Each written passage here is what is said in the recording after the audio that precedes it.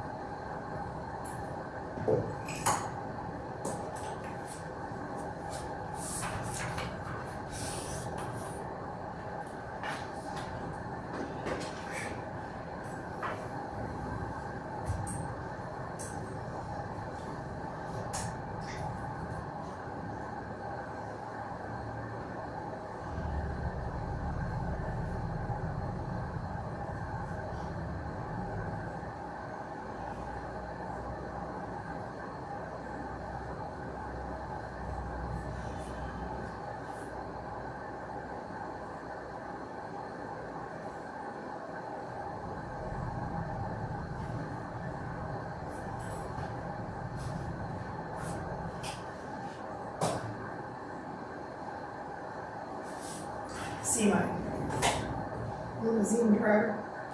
There you go. Uh-huh. Myers is limousine so we can haul the kids to prom. That's nice.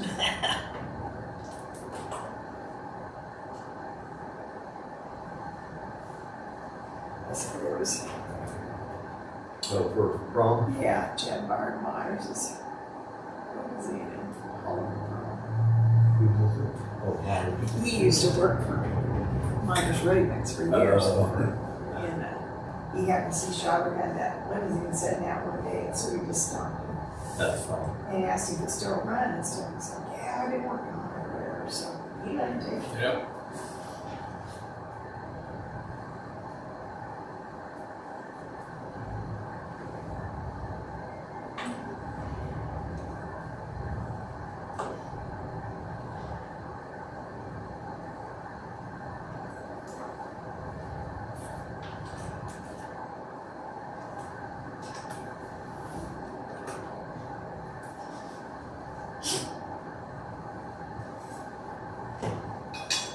Morning. Morning all. Morning. Morning. How you doing? Stevie.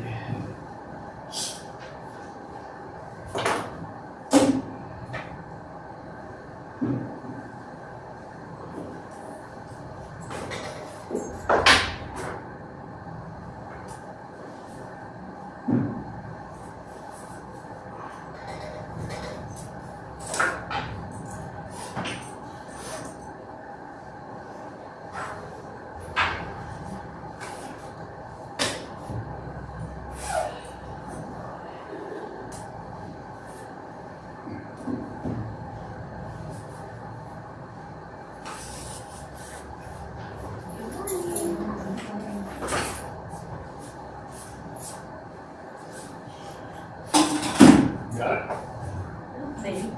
I'm never nervous. All right.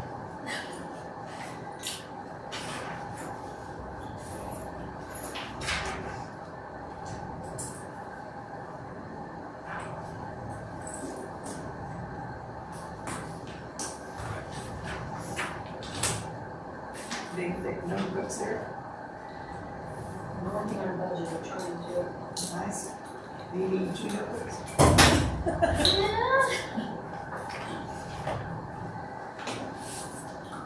Thank you. Thank you.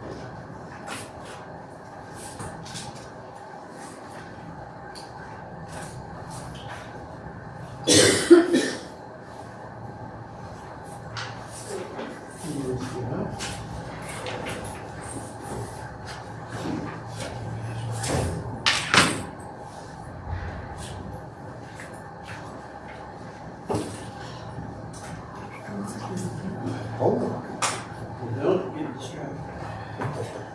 You're supposed to look at this until the paint dry. That's it.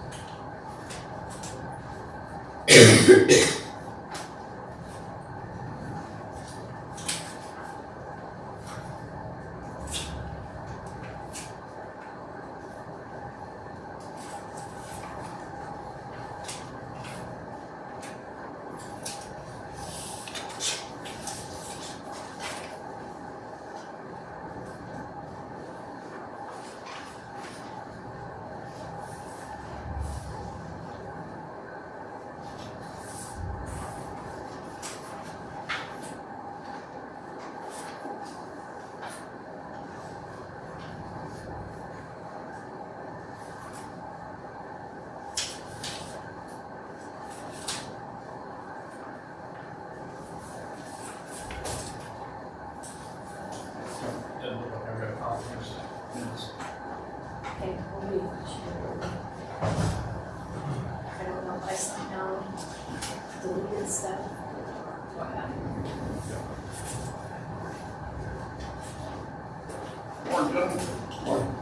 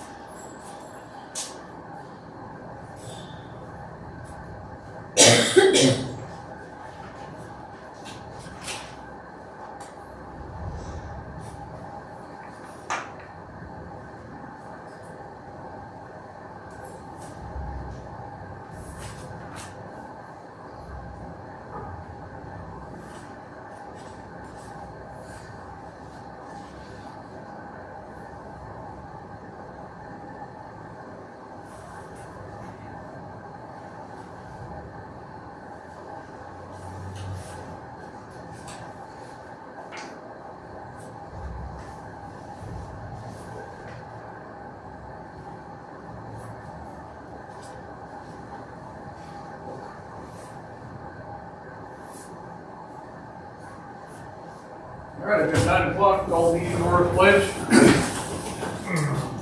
I pledge allegiance to the flag of the United States of America and to the republic for which it stands, one nation, under God, indivisible, with liberty and justice for all. Thank you. Amen. All right, I'd entertain a motion to approve the agenda as written. So, Second. Probably moved and seconded to approve the agenda as written. Any further discussion? Do you need to note that Amanda was taken off and Tyler was I added? know you presented this here, so we should be good. Just want to make sure. All right, any further discussion? Hearing none, all in favor say aye. Aye. All opposed, same sign, motion carried. And I'd entertain a motion to go into executive session for the purpose of non-elected personnel, employee performance. For, how long do we need? 15, 30? 15 minutes, okay? I move we go into executive session for the purpose of personnel matters, non-elected personnel, for a period of 15 minutes, to include the sheriff, Lee Morris, Tyler Cole, our attorney, Christie, for employee performance, to reopen in this room at, starting at 9:02, back here at 9:17. I'll second it. Yes, we're probably moving second to go into executive session for attorney-client privilege, non-elected person, or non-elected personnel. Employee performance, 15 minutes, reopen this room with the above named people. Any further discussion? Hearing none, all in favor say aye. What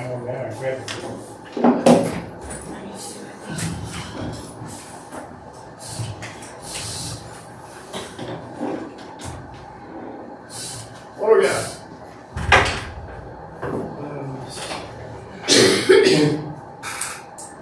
You guys got your email about Yep. Right. You did. Okay. Talked to the soldier for you out there. They do owe us 500 tons for this year. Talking to him about last year and the other years, he said he'd have to get with the legal folks because he's been sold so many times. So don't have an answer for the past years. But for this year, yes, we do have 500 tons that they owe us. Okay. When are they gonna give us an answer, or when do you look back on your records and see whether we've gotten it in past years? Oh, I don't know if I could. I don't know if we have anything like that. First.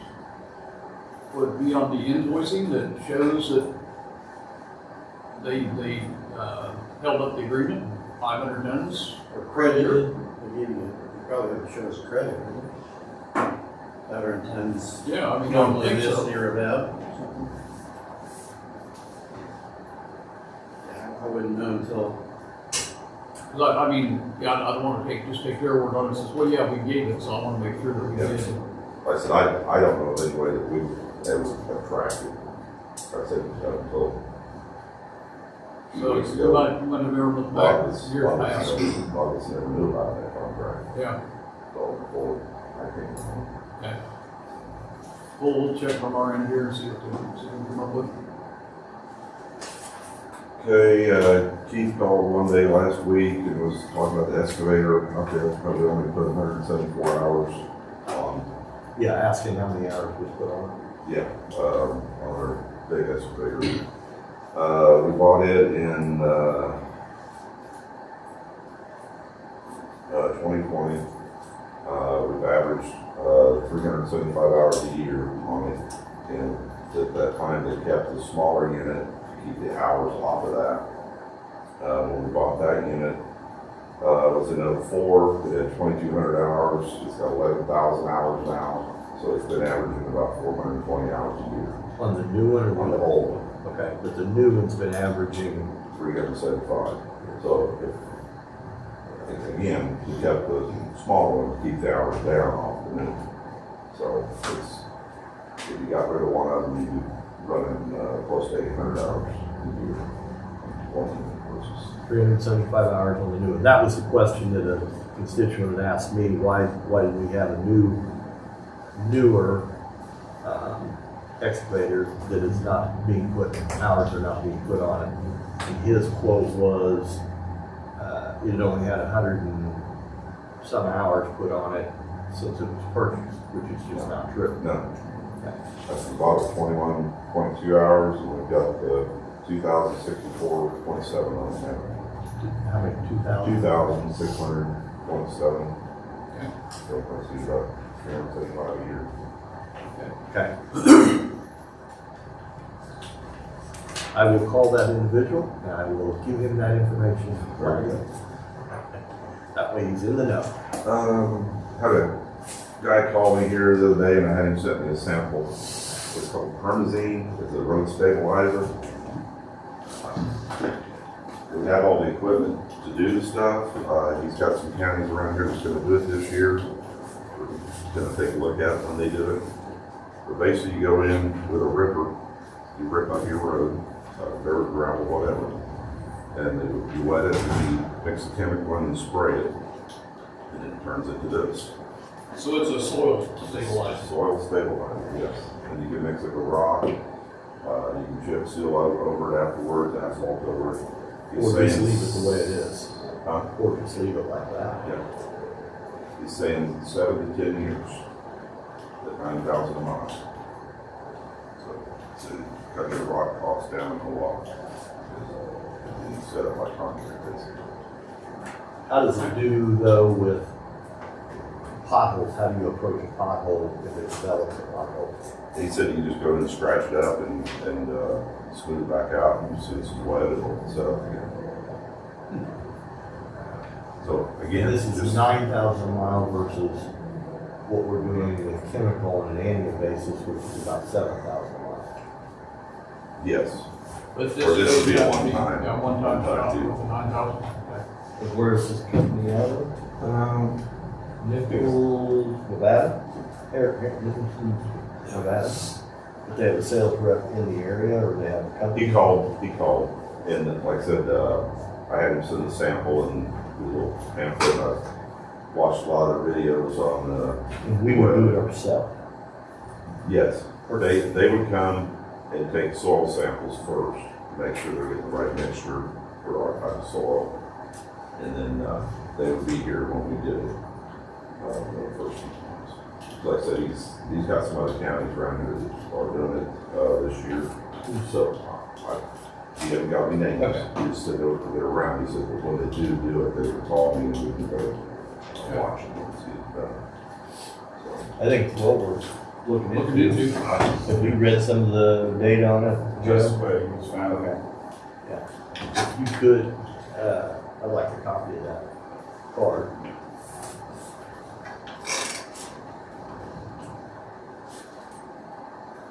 Did he tell you you can take a hammer and smack that and see how hard it is? No, you didn't say that. Yeah. I,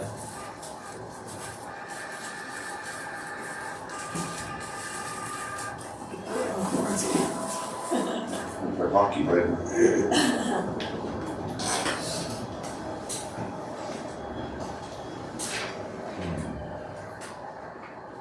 We did contact, Michael Maris, with, Lead Engineering about, getting a hydraulic study done on 118 and High Road. We should have it this week. okay. So are you guys aware of what he's talking about? No. Okay, so 118 and there's a situation where farmer claims that water's coming down, flooding his field, and he feels like the majority of it is on us, that it's the way the drainage is coming off. We've gone in there at least twice that I know of and cleaned the ditches and to get water to the creek, and it keeps silting back in. So instead of doing this a third time, I've asked Scott to reach out to DG Consulting. Well, the engineering firm, I went with, the Lead Engineering, because he does our hydraulic studies for Okay. most everything else. Something he can probably do from just inside the office there, you can look at the situation and determine where is the issue at? Why is all that water coming into his field? It's flooding several acres, killing all these corner beans. And so this way, we can hand that to the farmer and say, here's the problem, and here's what you need to do, here's what we need to do to fix the problem. Instead of trying to put a Band-Aid on it every couple of years, it makes no sense. So let's get an answer to what's causing it. Was it 118th High? Yeah, it's just there's a smaller tube there. He claims that's part of the issue, and then if we get large rains, it goes bypasses the tube and some other things. We was out there the other day, and the water had not gone across the road, it had gone through the tube. There was water standing in the ditch, then the road, and then a berm, a small berm, and then, it was dirt, and then water standing in his field. So, There's no way for that water in the ditch to get to the creek. yeah, but it was running, It was running. Yes. Okay, thank you. yes. It wasn't standing water. But the water had gone down enough to where there was dirt between our ditch and his water in his field. So, but he got that field made to where it's kind of like this, so all the water's running down.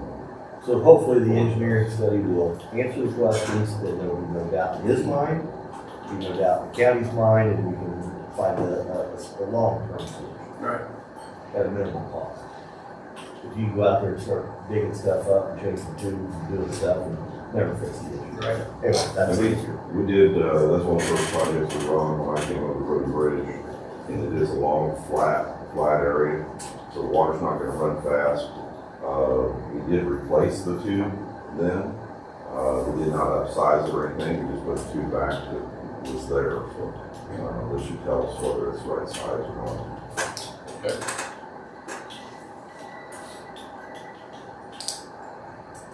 And before we go on, is this actually on 118 or is it on High? 18, well, it's a corner. Yeah, right here at the corner. 118, Just comes and goes. 118, it'd be 118. farther down at 118 where it flattens out. Okay. There's a field to the west, north. yeah, where South. where I road's at, it turns, Uh-huh. and the tube's right there in that corner. Okay. All right. We got some overhead doors down here at the recycling, one at the HHW end, and, one at the weed end. It's got some panels that have been bent over the years, starting to get some hinges breaking, and some cables that are frayed, so we got a quote for it the other day. I think it's a little high, so I'm gonna get a couple more quotes, from other places. So right now, the first quote got around almost $8,000 to replace 4 panels. Two panels, and some cables and some hinges. So we're trying to get some that, but just know that there's a quote coming.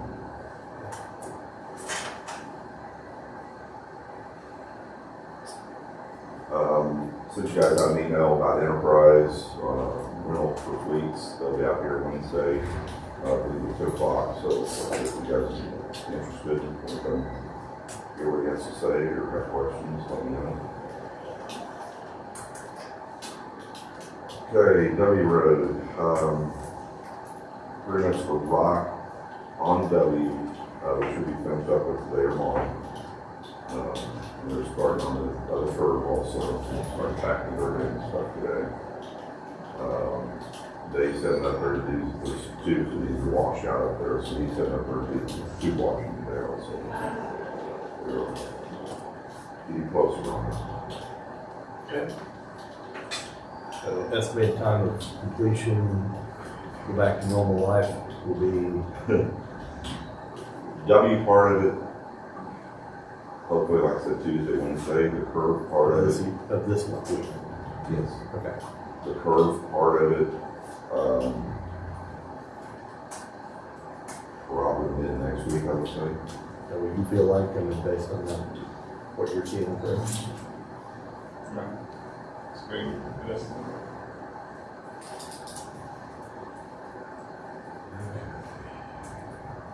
Do you have numbers from the out there on rock? You guys talk about that? We haven't talked about that yet. I think the percent, is that 200,000? I was showing 343 on 4%. That's you taking money out of that for the W program. Well, I have 305, 713, 52 balance, and then the tickets, I estimated, well, I think it's probably about 50,000 to do Okay, So I come up with like 255, 713. okay, I didn't subtract all that. She was telling me she had, for W Road, that we were in the hole 49,872.34, the 17,000 of it has already been paid. I told them to run it in red, so we can just try. Right. Our regular rock fund, we're still at, 574,671.48. This states, we're talking about the extra charges, fuel charges, surcharges, stuff like that.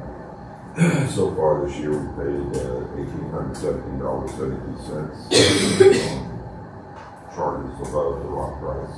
So, just an FYI. And so you said in current year budgeted rock funds were 500 change, Yeah, 574. okay, almost 600. Uh-huh. So how do you see that out? We're just in the fourth month, that we're almost halfway through our rock budget. Are you slowing that down? We're gonna have to, Yeah, especially summer. Well, we got chip and seal season coming up, dust control season coming up, so we'll be utilizing those drivers on those projects. So that should slow down. okay, should, but I guess my question is, are you taking proactive measures to actually say, okay, at this point in time, we're gonna slow down to needs only and that type of That's thing? kind of what we've been doing. Needs only. Okay. Yeah. Because I don't want to wake up in July and find out that we only have $100,000 for that program, that type of thing. A lot of them, the rain, a lot of mud spots came, so that's where a lot of that junk went. Okay. So you think it'll slow down in the summer, Joe? Because If it stays dry. yeah, I mean, we're picking our battles, but the thank you. season's not helping them. That's what I needed to hear. You're picking your battles. You're evaluating those things. You go, okay, this is a bigger need than what we really need to do. So thank you. All right, they put 4 tubes in last week, one at 206 and R5, one at W and 286, one on E Road between 134 and 142, and one on 262 and Q4 up here. We did some ditching before we come down again.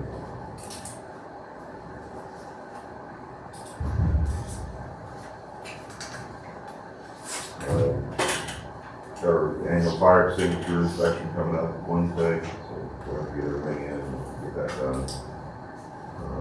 With spill prevention stuff we talked about last week about how things were all messed up in the book. We got that all changed and sent back in, and he's fixed it and sent it to us, so we should be good there for the next 5 years on those tanks.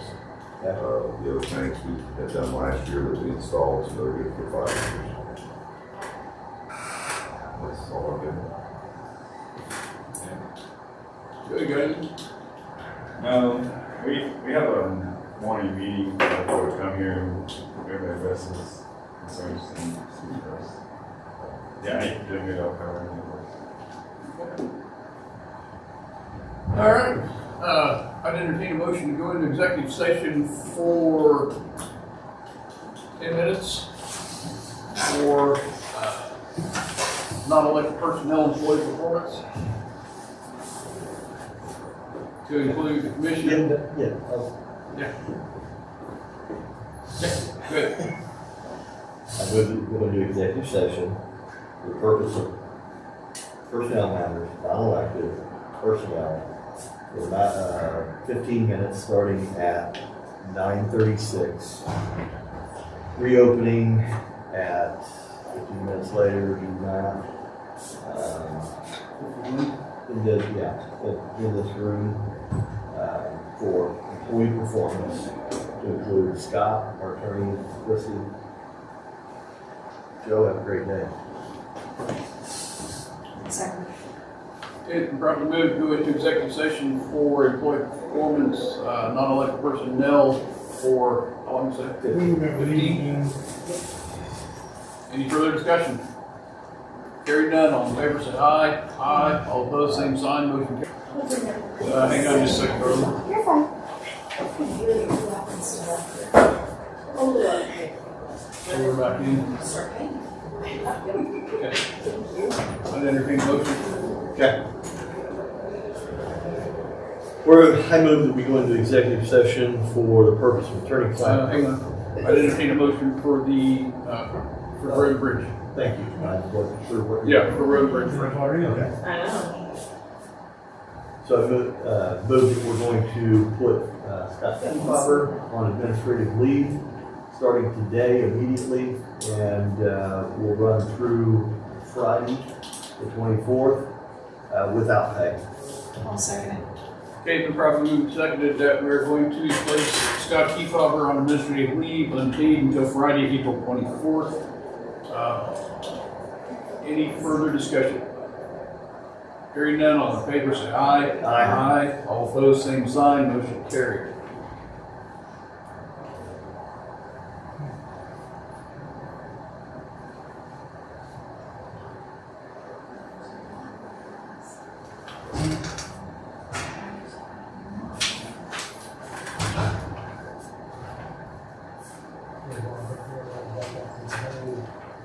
So thank you.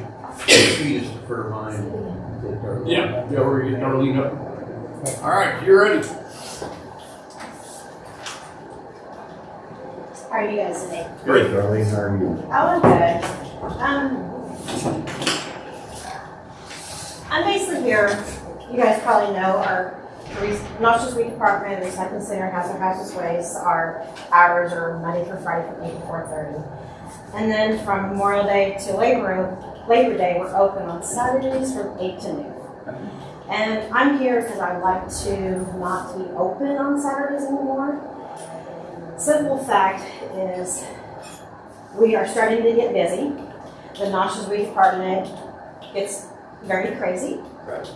And with that being said, then I only got 4 employees down. That's all of this is for us. And with that being said, 2 of us have to take off during the week 4 hours to be able to work that Saturday. And it's a lot of chaos with, they can't finish their work or the production, whatever, anything. And then the other 2 employees have to stop what theirs are and continue what they're doing. It's kind of stressful, and we are very, very thin. I mean, I'm not complaining, it's just a fact. Right. What happens. And we do have a recycling trailer out front that's always out there all the time during the weekends too, and then if we're closed for a holiday, we always put 2 out there. It doesn't matter if we are open or if we're not open. We get the trailer full and plus a pile. That's just the fact. It always happens. that That's way. unfortunate. It is, but it And is what it we is. have a camera up out there too, right? Yeah, we do have cameras, yeah. They're not the best cameras though. Be really hard to see much, but they're out there. And during the Saturdays that we're open, I mean, I don't have the actual figures because it's not actual, like how many customers we get with recycling. But we can always count it on our fingers of how many we get on our Saturday. But I do have a spreadsheet here showing the last 5 years of how many noxious weed customers we have. I have them here for you. Okay. Um, Give them to clerk so we can have a copy of them. I'd like to I do do that. have a copy for each of the Okay, guys here. perfect. So, but to show on that part, I mean, another thing too is closing the Saturdays is that all the employees can actually do their job, 40 hours for the week, and plus another thing too is like not being open on Saturdays, then we don't have the cost of all the utilities. I don't know what that comes out to on Saturdays, but it is a cost that we have to, But practically, it sounds like closing on Saturday is a good thing. Yes, it is. And I hope you guys will take consideration of what I said, and then with the spreadsheet of how many noxious weed customers we've had on our Saturdays the last 5 years. I'll give those two for you. And I hope you'll look at it. We'll take a look And at everything. yeah, I really do appreciate it. Okay. I'll just give these to you, that way you guys can look at them. Then when do you think, Mr. Chair, we would give her an answer? Well, before Memorial Day. Well, I'd really like to know just before that because Well, sure. I It'll be need before to. Memorial Day, but by the time we look at this and talk about it. Yeah, because I really do, because I have to put people's names on the schedule of who's working what Saturdays, because they always like to know that in advance, and I do too. So. Yeah, I don't think it'd be a bad idea that way we can get it on our website, Facebook, and get it out to people we will no longer be open on Saturday. Yeah, I'd really appreciate if you, Yeah. Earlier the better. that would be wonderful. That's So, Okay. but that's all I have. I mean, I'm just asking on that part. Okay. All right, sounds good. Thank you very much. You're welcome. Conversation with her before she leaves. I'm gonna do Yeah, that. no, I was saying the same thing. Okay. So, Yep, executive session, please. okay, so, I move we go into executive session for the purpose of personnel matters, non-elected, employee performance. I think 5 minutes would be long enough. Yeah, I should do it. Starting at 9:58, and back at 10:03 in this room with Darlene, our attorney, and our clerk. Yeah. Yes, we probably move second to go into executive session for 5 minutes with attorney Darlene, our clerk, for non-elected personnel employee performance and further discussion. Hearing none, all in favor say aye. Aye. All opposed, same sign, motion carries. Thank you. And I will shut this off. Or we can talk about other stuff for a while. Or have a break. What's the other one? I'm losing track here. Attorney client. Oh, what's the Yeah. yeah, we can ask some other things. A little bit, so whatever you want to do, Mr. Chair. That's. Well, I wanted to get straight about the sales tax, because Okay. I'm not tracking with you. So, Or we went, Brendan, and back in. We're good. Yeah, I'm up. Everybody's on, okay. Well, I mean, I guess, tell me what is specifically the sales tax that's Sure. sunsetting? so the 0.4%, 0.04% sunsets this year, The end of the year. Okay, so your understanding that that was a specially authorized sales tax? 7 years. Well, then, yeah, but So my. why can't you you renew it, can't you? Nope, not without legislative approval. Right, you have to have the legislature approve because it's for a new contract, a new period of time. Well, but this. Unless you have something that you can talk to the legislature, attorney, legal staff, and For Kansas Department of Revenue? Because here's what I'm getting at. Okay, so what I found was there was no statute passed that did anything to this, to the statute. So it's still there as it always was. but it died. Yeah. Well, and I mean, did you guys have a provision in there that said we want another renewal of this? Because right now, the only thing I see in the statute is in A13, which is, you know, you remember you got the one for home health care was 41, right? So there's one, it was the first one was ever, was 88, and now we're here in 2026, and you're at 41 getting the home health care, or the Fulton health care. That was A13. So I'm trying to figure out how or why did you not impose that until like 2020? I'm not trying. Well, see, this says the Board of County Commissioners of Jackson County may submit the question of imposing a countywide retailer sales tax rate of 0.4% and pledging the revenue received therefrom for the purpose of financing public infrastructure projects. Such tax shall expire after 7 years from the date such tax is first collected. Now, when you have the sunset provision in the regular sales tax, you have to do it for 10 years. It's not permanent. Just in general, you can say we're going to have 0.5% for special purposes, but the statute says that's only for 10 years. And you've got to put that limitation in it. That doesn't mean you don't have authorization to do another. And trying to get another one through the House. Well, yeah, that's what I mean. But do you need, if this 13 still exists, their position is you can only do it once, it's a one shot? Because, I mean, just logically, when was A13 passed? And how long has that sales tax been in effect? A number of years, I'm not sure when they first put it in. It's been a long time. I believe that it has, I can I understand you believe would it's need. been repassed a couple of times. Couple times. Yeah, I get that every 7 years you have to do it. I'm saying that if you don't need legislative, if that legislative approval is good for every time you do it, you're just renewing it. And you still have it. So, I You guess, can do it now. okay, so then what you would need to do is reach out to Department of Commerce or taxation and ask them that question. Say, it appears that maybe our county does not need legislative approval, we just need to renew it. To continue the 0.04%. Instead of 05. But part of the reason that we're asking for new legislation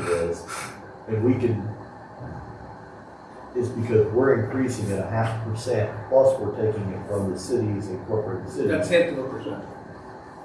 We're going from 0.04 to 0.05. Okay. Yeah. And so that has to have new legislation. But the current one, maybe we can. That's what I'm I've saying. never heard that. I've never Well, been getting I think the proof may be in the pudding in the sense that if somebody can tell me A13 is just too low of a number to be 7 years ago, in my mind.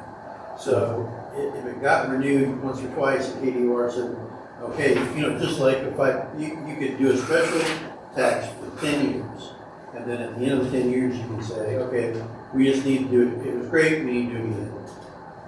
Boom, we'll pass it, we'll do, the election was had, and the resolution was passed, but the state didn't have to, the legislature didn't have to do anything, because they elected it.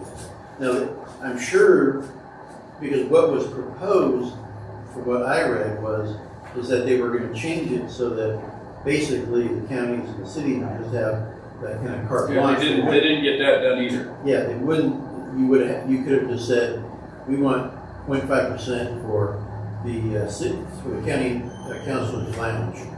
And they would have passed, yeah, you could do that. But, So I guess at this point, you would need to check with their legal staff and say, is this in play that until we get new legislation passed, can we just renew it? So Okay. the 2020, so six years, because it sunsets this year. do we know if it was imposed before that, before 2019? At least twice, I think, maybe three. Yeah, it's been, I I'm thinking don't remember voting on it many I think times. at least that was our third vote on it, I think. Yeah, Yeah, it's just, I can look through the legislative history and find out too. It's just, Because the first time There's was part of the 41 of economic them. development, yes. Right. Virginia economic development. That was what, 10% or something like that, and that's why it's 0.4 instead of, So a November 19 ballot that was renewed. And it looks So- like there was a special question election in 78, 82. 2014 to 2018, so 2014 would have been the first year. 20 what? 14? That's what it Did is. Christie just say, Well, I don't know, this is a special question election. This is just how much has been collected in the collection period. Oh, not okay, when it started. So 2014 to 2018, then those are the dates that it was collected, and then in 19 it was renewed.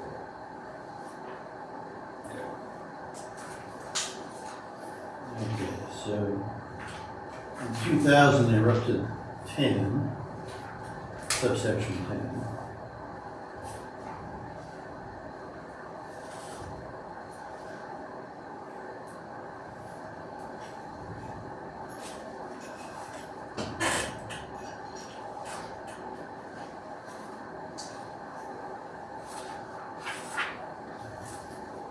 Yeah, this was the statute was in effect in 2006 at least. It's probably passed before that. Yeah, maybe this was just the data they gave for those days from 14 to 18.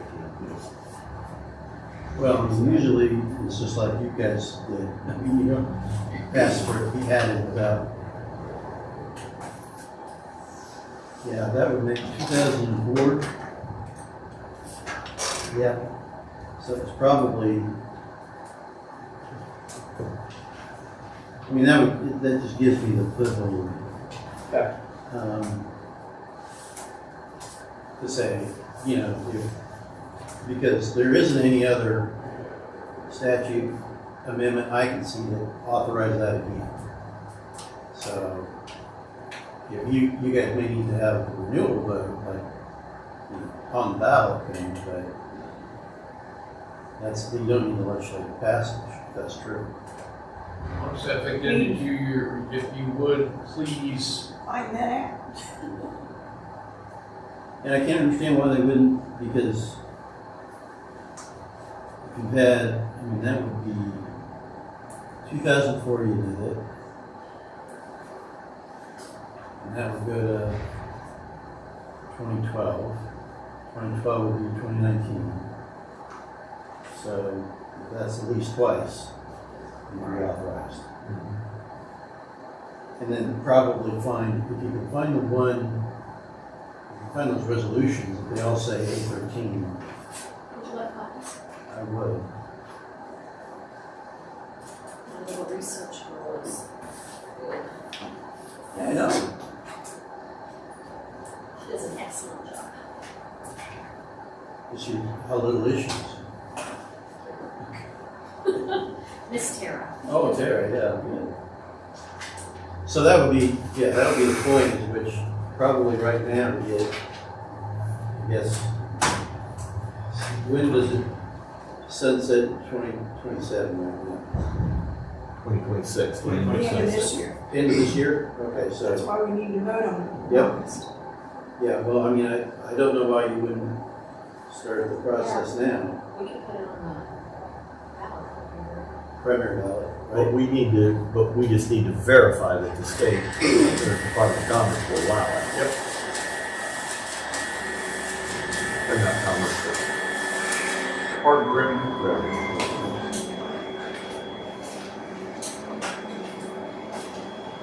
That would be good. So I'm not crazy. We hope not. Can you read that? Yeah, 78. Yeah.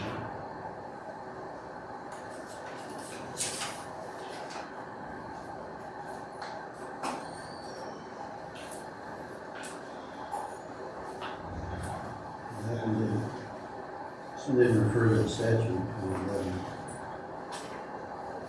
a copy of that one. Yeah, shoot that one.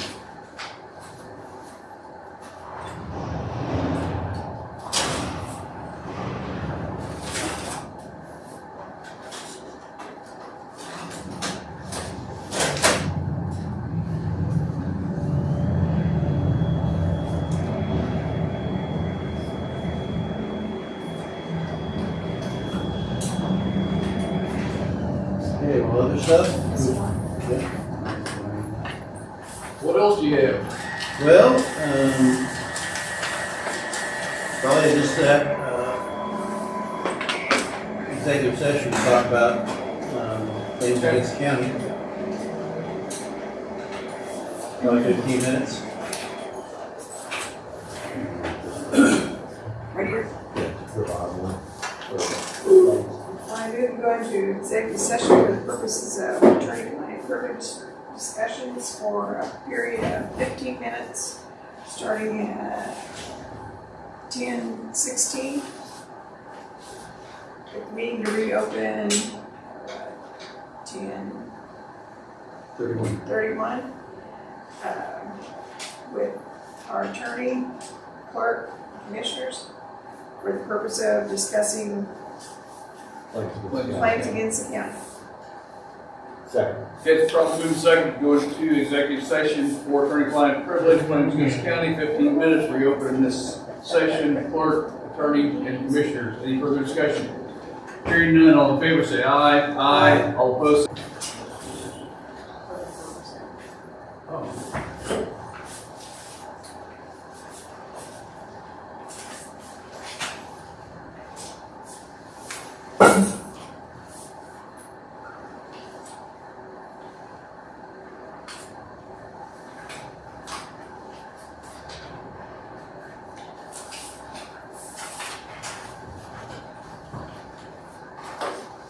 Well, that's the business I had for the folks, so anything else?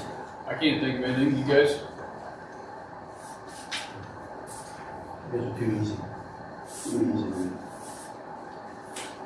Just start working on a resolution for Congress. Yeah? What's that doing tomorrow?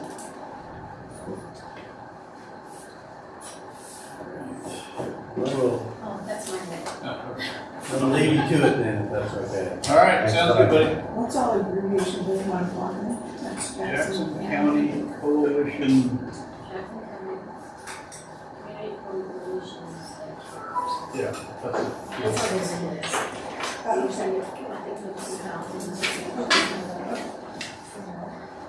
Okay, so we're ready for the resolution. Abbreviation. We're ready for the resolution. What number are we?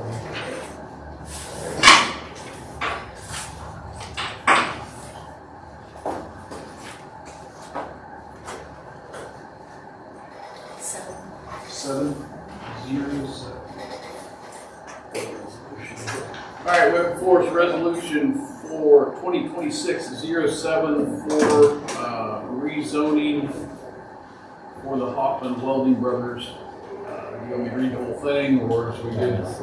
Okay. So I would entertain a motion to approve. The planning commission has approved it, and I would entertain a motion to approve. Second. It's probably moved and seconded to approve resolution 2026-07 for Hoffman Brothers Welding's new facility zoning change. Any further discussion? Hearing none, all in favor say aye. Aye. All opposed, same sign, motion carried. The only other thing we need now is a resolution, or can we carry it on? Did we talk about that before you go? About carrying on and adding that road for a right turn only That'd be something completely different. Yeah, so we'd have to have another resolution, because that's what we do off the haul route, right? Yeah, I don't know what you're talking about. So, off the haul route, coming on the 75 with semis, we have them turn right to go to the overpass to turn back around and come back to the south. Turn north to come back to south. Because there's not enough room to stick a semi out across the median. So Same way here.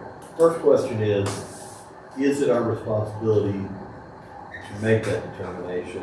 And do we have to do a resolution to do that, or can we just sign it that way? Do you have a resolution as a truck route now? No, it is not a truck route. Well, how do you control traffic on the highway? Coming off of our road. Well, how do we do it at the, We'd have to look at the resolution for 142 is designated 142nd Road, all the way over to the quarry is designated a haul route.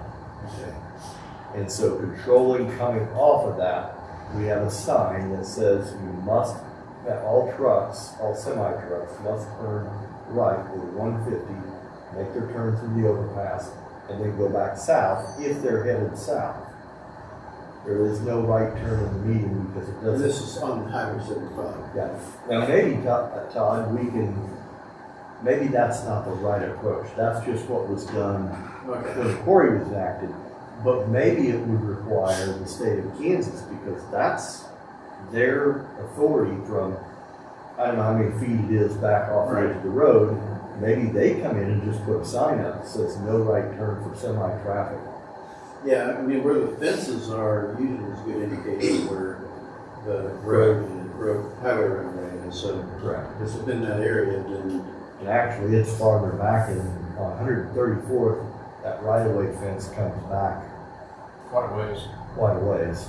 So, it's interesting because, I mean, if you were to say the road where they're supposed to turn north, the road between them and the highway was substandard for hauling, and that'd be clear authority. But you got, it could handle them going, but they would then be crossing the road. Well, And to go leaving- south. Yeah, leaving a trailer shipping out. Yeah. The accidents. so to me, there's a couple of different ways to approach this. Reach out to KDOT. Now, I mean,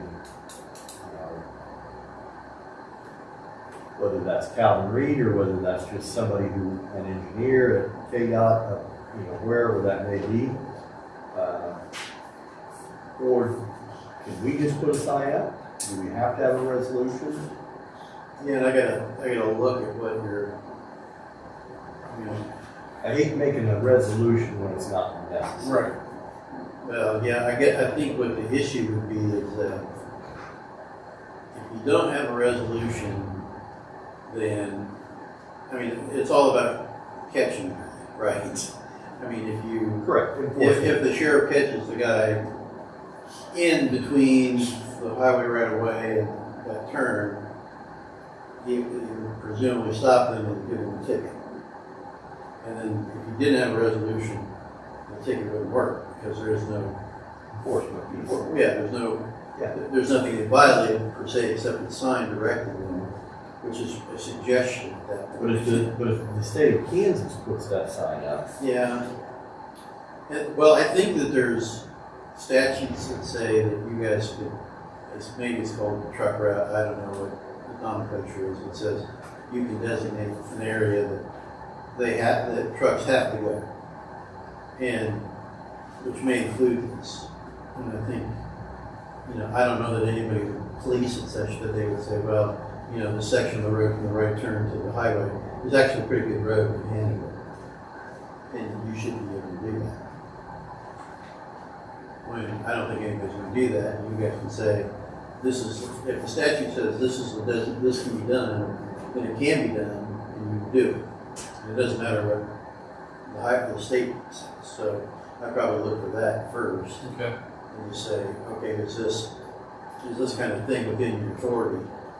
And really, the only mechanism again for enforcement is the sheriff's going to stop somebody who's driving between. So, Okay, well, I can look for that. not only that, but just being able to write someone a ticket and show liability. If that sign's up there, they do pull through the intersection and somebody hits them because they're sticking out, there's not Yeah. enough room, that plays a big piece in that. Insurance game. Yep.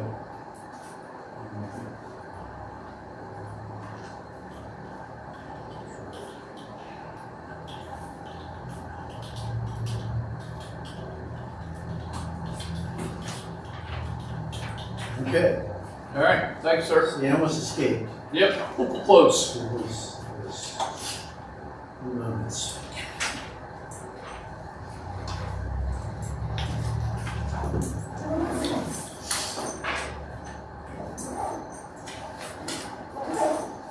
Here, we got some long use requests. Donna Ashcraft with Jackson County Farm Bureau. For their National Beef Month celebration.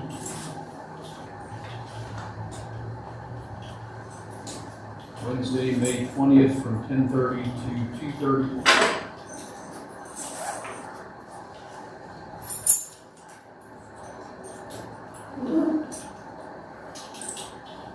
Anything? Okay. I don't have a problem with it, I think that's been done over years. Yep.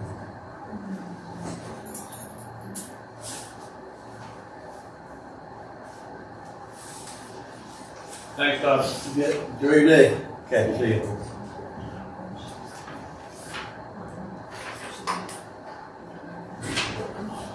All right, we have a couple of abatements.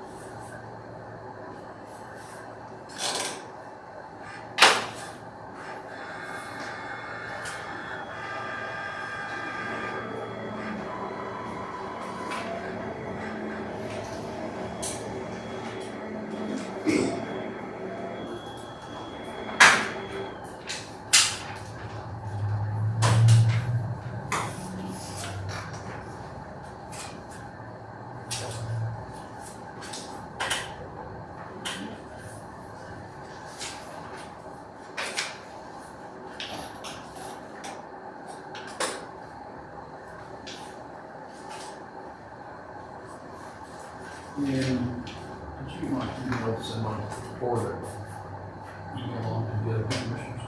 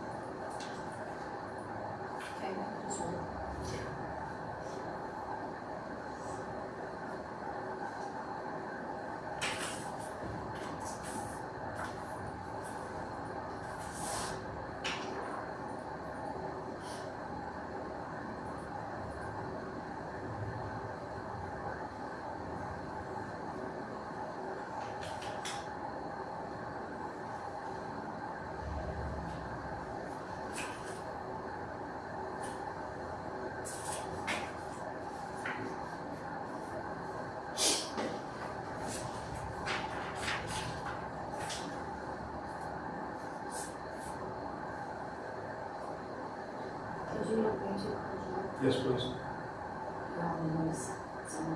I don't know. I don't know Joe Sullivan.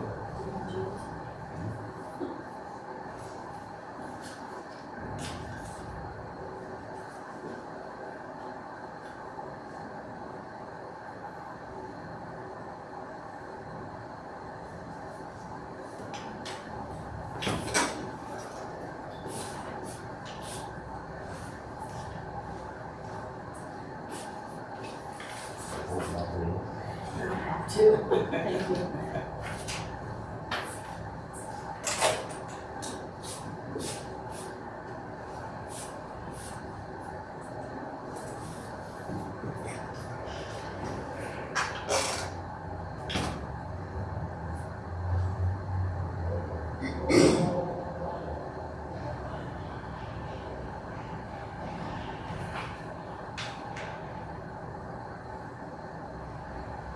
Is Joe there?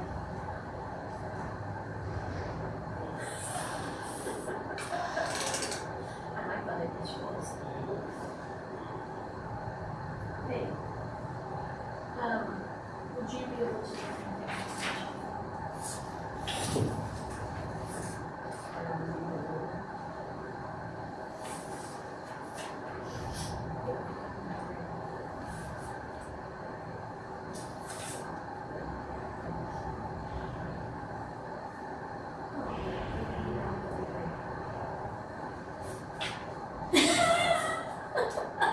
Well, you threw me for a minute. I got the number from Keith. Thought maybe he gave me the wrong number. Should be. That's all right. I don't want it. All right, thanks, Joe. So you throw you for a loop? He answered it, I like his voice. I thought it was somebody else. That's like,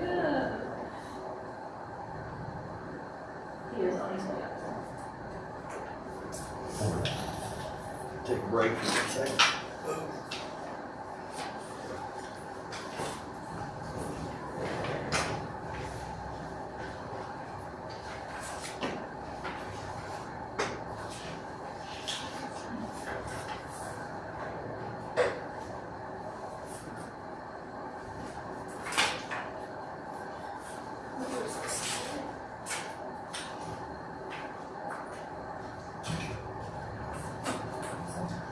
What are the criteria for the installer your installer kit? Is there any criteria? Let's do the K-State. What's that? Then to go K-State. Okay. So that's what we'll do.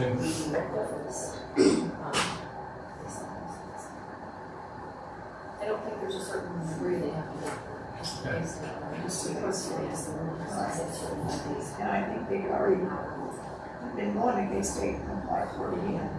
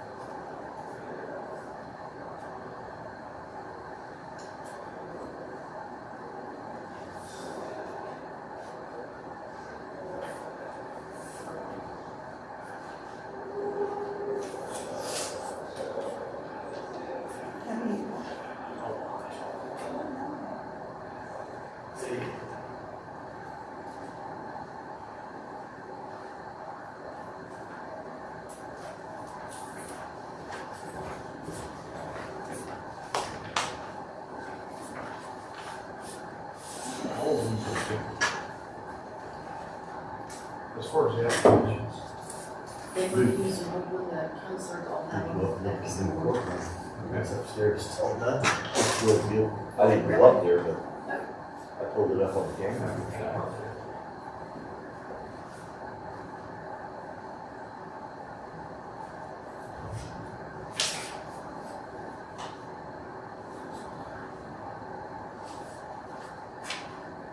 Can I jump in with a couple things? We did not talk about,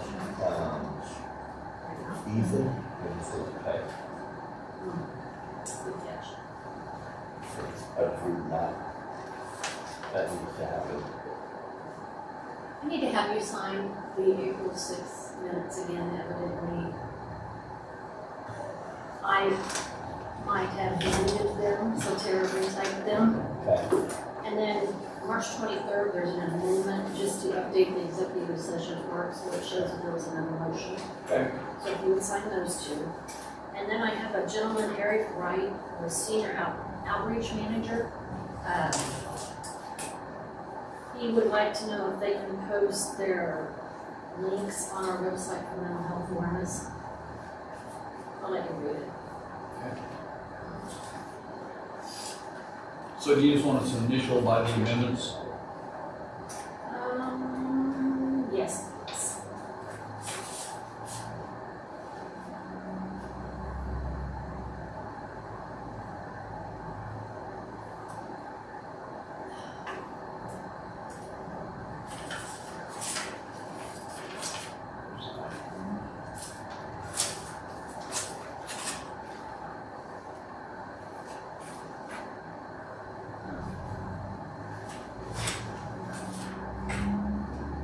The ROS program is not extended or updated, Tyler.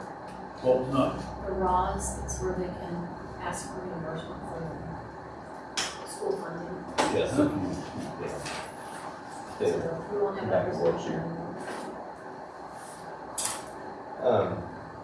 On today's minutes, on the second page, it says, towards the bottom, next to the last paragraph, Chair Mark Brooks signed a designation of emergency vehicle.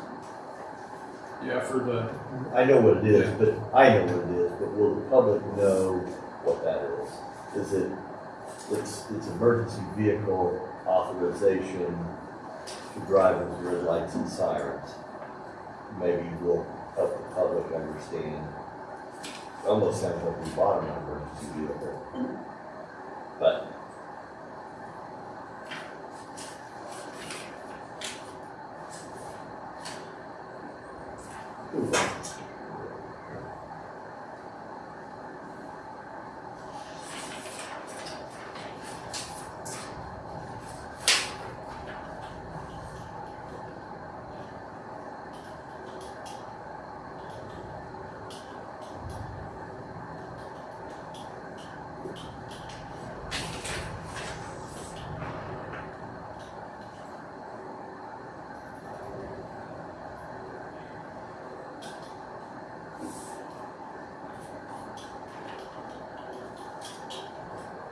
Just that this enables them to drive to an emergency with lights and sirens.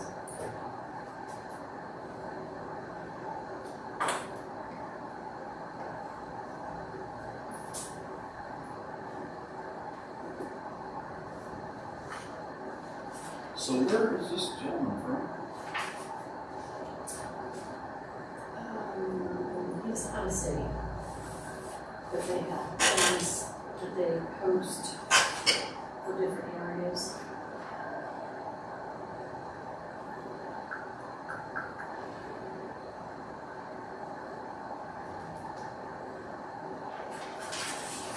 What's it called? Mental health, links for mental health. It's called therapy.com.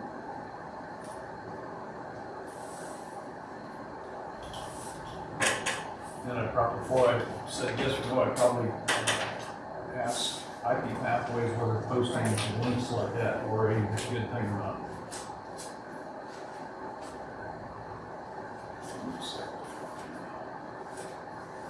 Yeah, they got places all over. Okay. That would be what I would. yeah, I agree asking. But if they're okay with it, the links are okay. I don't have a problem You said on the mental health board, right? That, with it. No. no? I would almost run that past them first, the group that we Yeah. pay appropriations, just to make sure they're okay with it. Yeah, that's a good point. You never know. That's a good point. So in the minutes, it says planning and zoning administrator Steve came in, we went through this. And it says it would be amended that the state to state structures measuring 500 square feet or less and holding a value of 5,000 square feet. Okay, so, all right, just help me. I took that off the board. Okay, but I just want to make sure that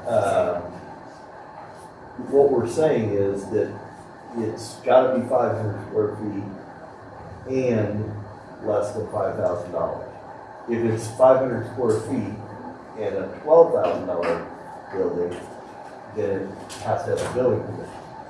We're not saying that any building less than $5,000. Okay, I just want to make That's sure. how I Is understand it. that the way you understand it, Mark? Yes. Okay. That's what I thought. Okay, I just want to double check for my own. Yeah. And just one other piece of that,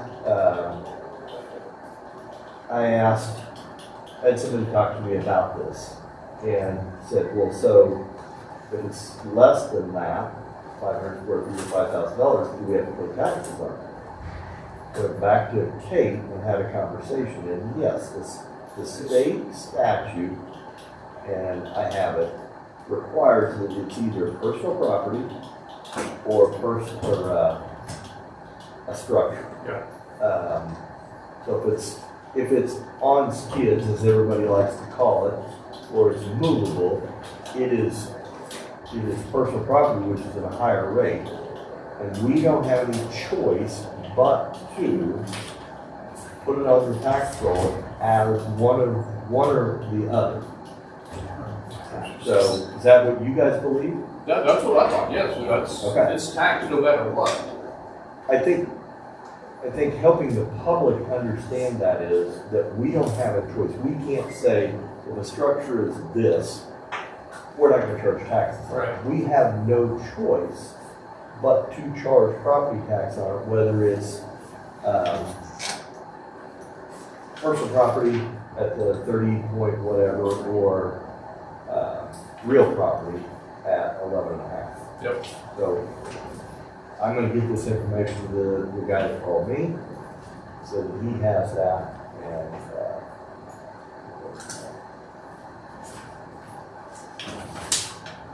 hi, Joe. Right. Ready? Okay, so I move that we go into executive session for purposes of personnel matters, non-elected personnel for a period of 15 minutes, starting at 10:59, coming back at 11:14. To this room to include Joe Christie, for employee performance. Would you like Yeah. Mary, would you like Mary to use? Yeah, I would like Marion included in that. Not, this isn't for employee performance, yeah, okay, it is, yeah. That's my motion. Second. Okay, probably in second to go into executive session for non-elected personnel and elected performance for 15 minutes to include Joe, the clerk, Mary, commission. Any further discussion? Hearing none, all in favor say aye. Aye. All opposed, same sign, motion carried. Okay, so has everybody read through the minutes? Reading first. I'm just about there now. Okay, just let me know when you're done.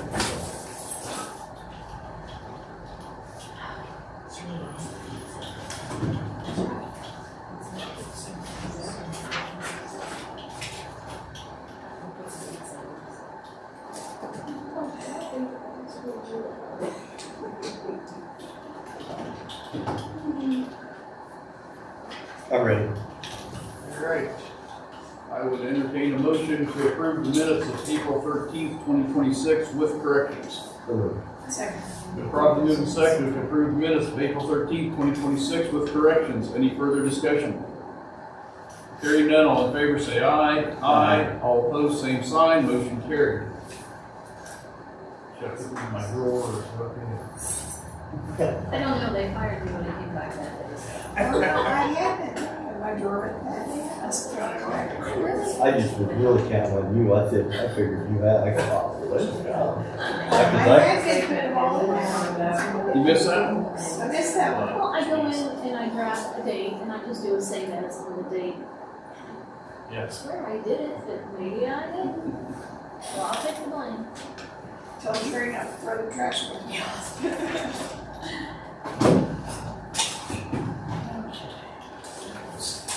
Break real quick.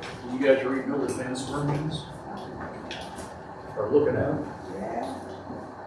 Yeah, those are just your initials. Down that.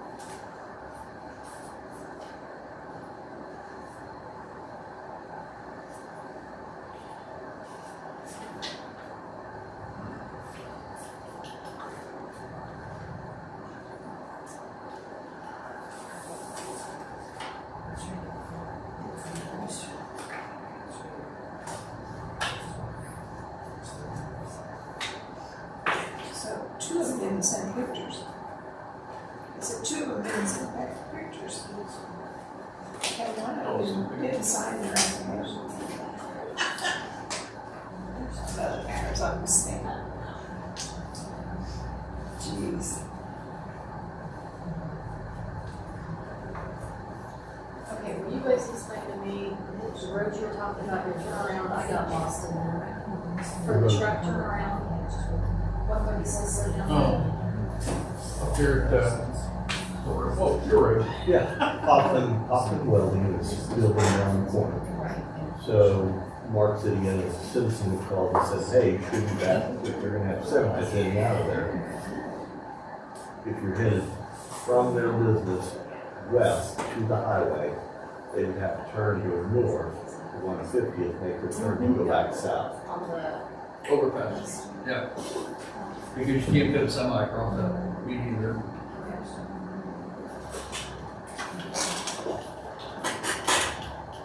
And I'll bet you KDOT will have a say in that.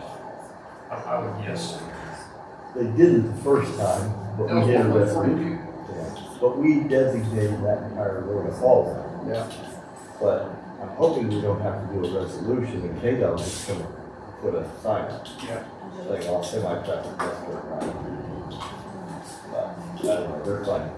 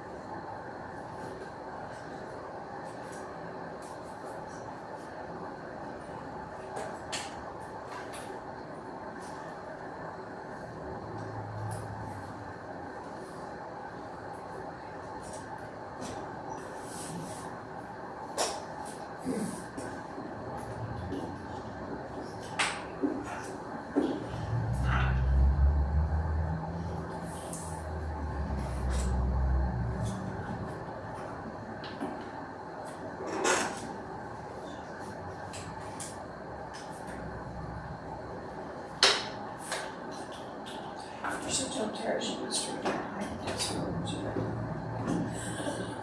Claire, or Lynn needs you organized now.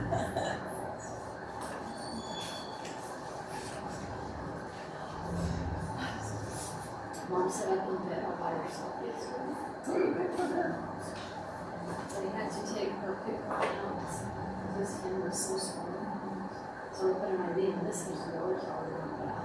So she's just not convinced. So she has to go back into the infusion center today and see if they're London because she wants to bring her eyes. So she's still got a residual. So she's sleeping on herself when she won. How much better than that's probably been in the last 6 months. I think she's had this a long time and just worked out now, but she was feeling better.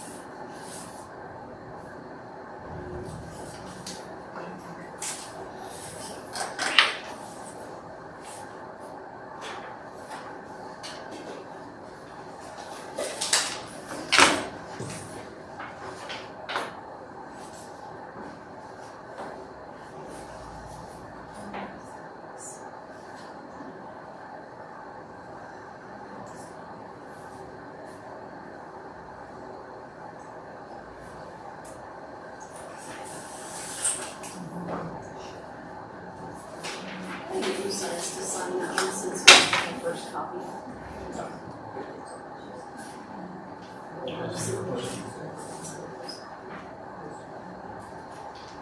Got all the sign?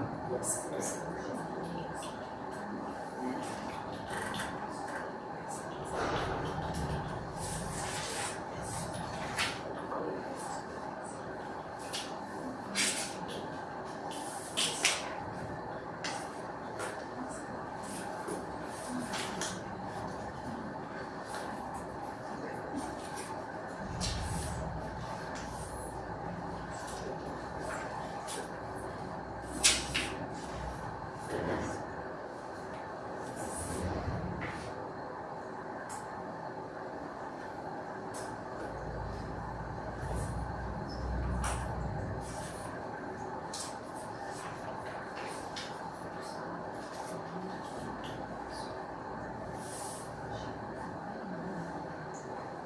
So on the Van Swearingen, is it broken up between the interest, or is it the interest earned from the invested portion of it?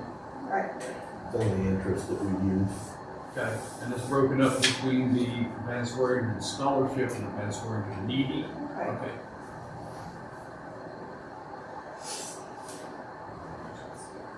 Basically, after the meeting, the student recap would send $40. Huh.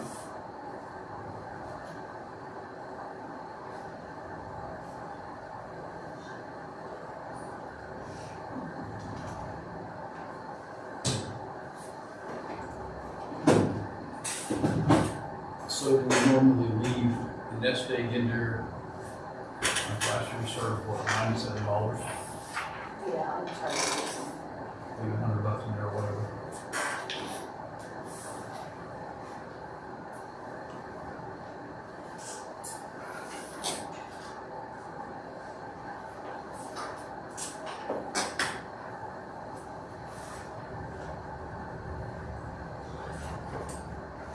So how many scholarships we have there that I can't eat?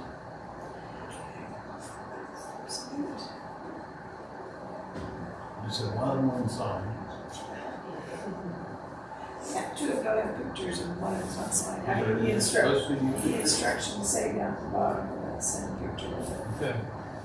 Well, you know, honestly, I think the best here would be There's two, just two. let the one sign.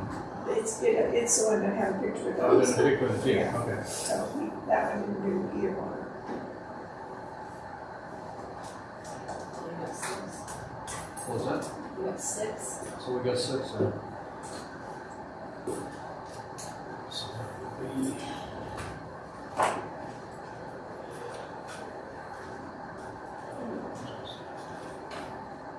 You could do that. So that's what we did a few years ago.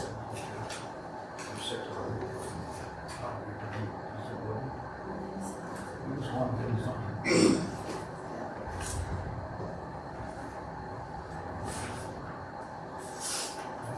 And it's Stephen Girl didn't send a picture. So, see those 2 are out. You could actually do a $500 Do it. one for 6 of them, this is $2,000. Like $5. Yeah, that's We don't have that much money. We've only got 1879. the wrong one. If we did, I did 17, I think I did 1750. I did 6. Yeah. Yeah, so we could do it, that's $9 more. We could do $300 probably for 6 of them. What do you think, Keith?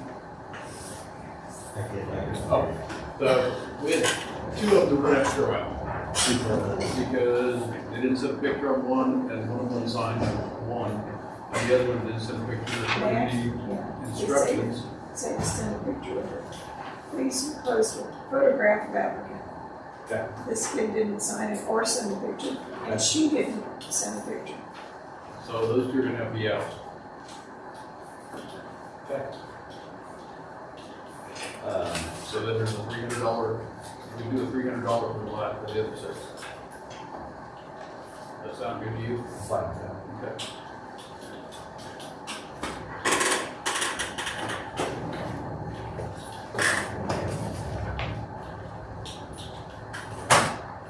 You have a list of the other 6? Here.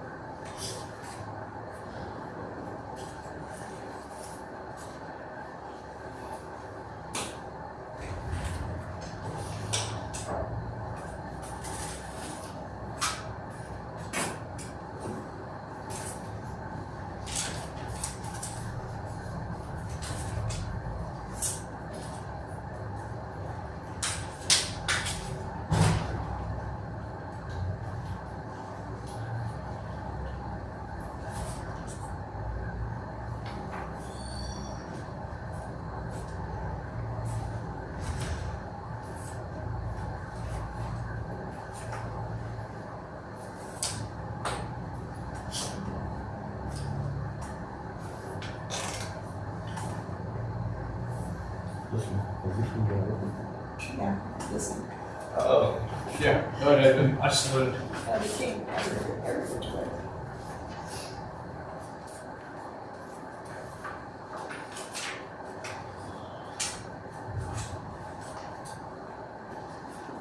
Who's, the Catherine's, or who's the? That would be Steve and Diane Catherine's, their granddaughter. Grandmother.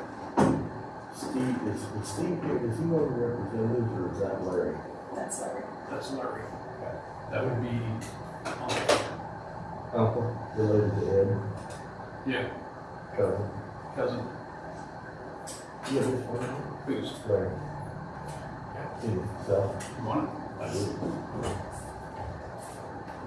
He's the one that's jumping off their meeting about the excavator, and I just want to respond back to him. So you're good on this sheet right there. Oh, thank you. Okay. Perfect. That's the way it- no.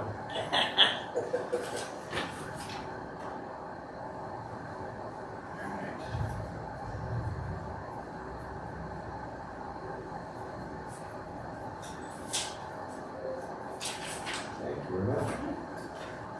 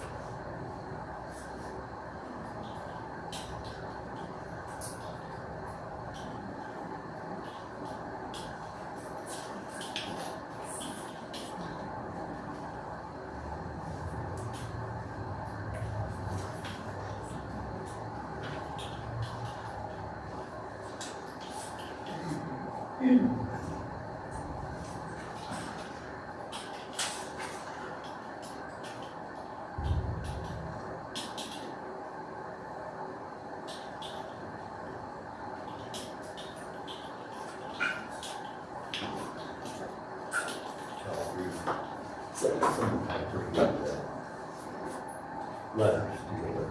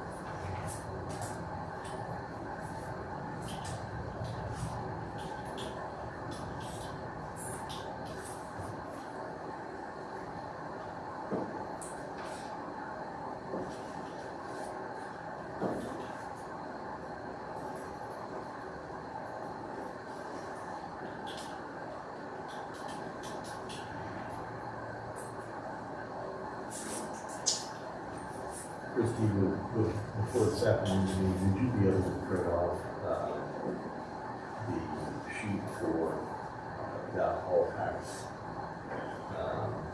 And what we have, what I need is what we have and what's appropriated out of that, so I know what's left in there. That would be fantastic.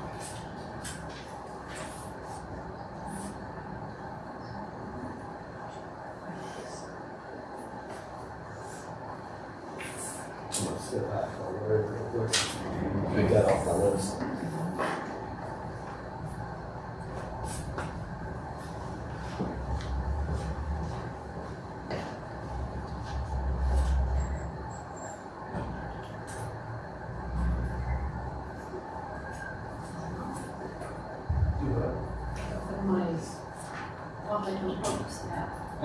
Different things.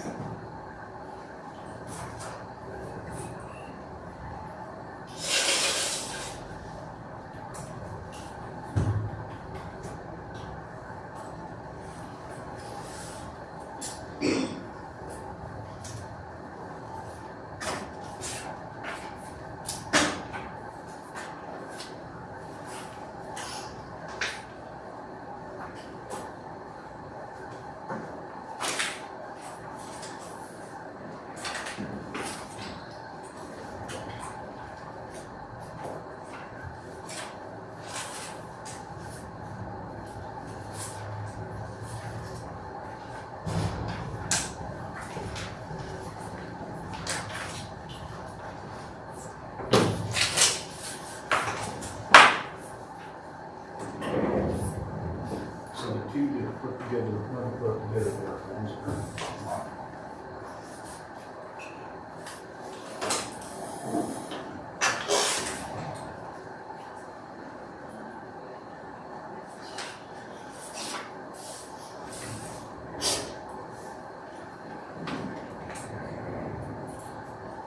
You know, they did at the last minute pass a bill for the treasurer's pounds and fees to their vehicle.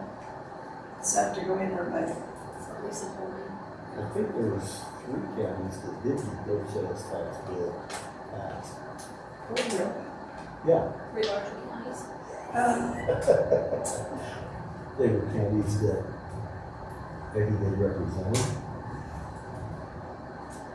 Yeah.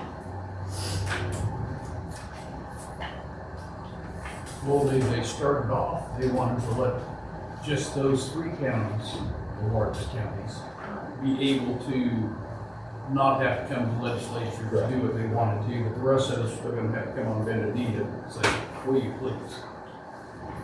Yeah.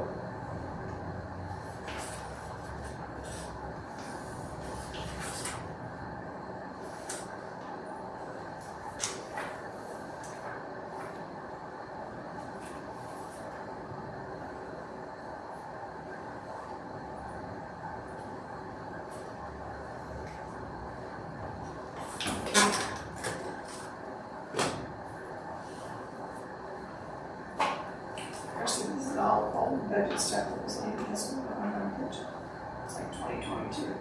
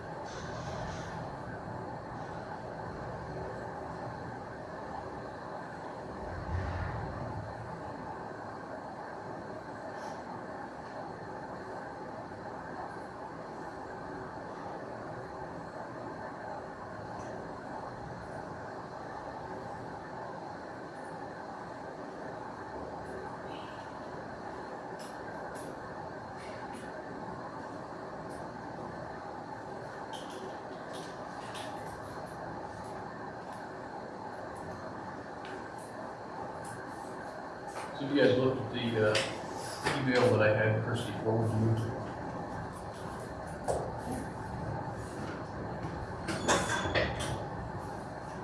The one from NEK. The one about NEK.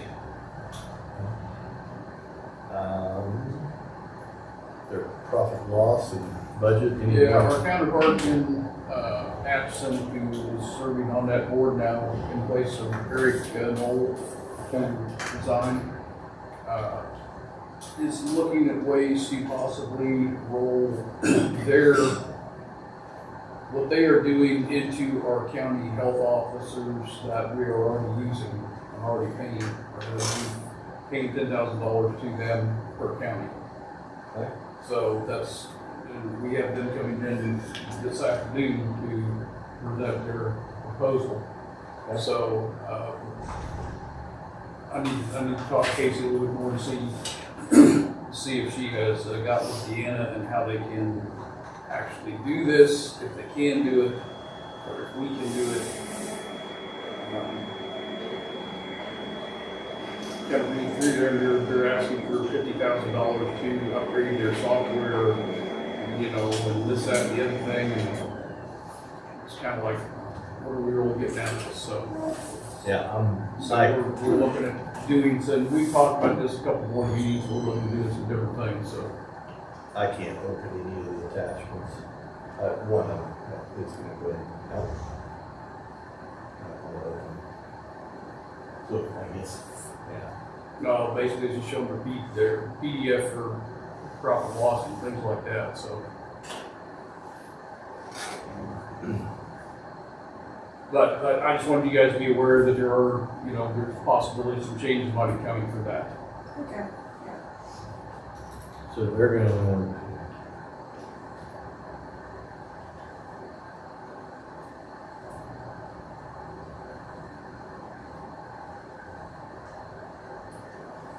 you're saying they're wanting additional money? Well, they've talked in board meetings about wanting additional money, but from the letter that Casey has for Action County, they're still asking for $10,000, so. But like I said, there might be changes, and not this year, then next year, possibly changes to where our health departments take over basically what they're doing. They have the capability of doing that? Apparently, when they take a water sample, they're already taking health departments, and the health departments send them in.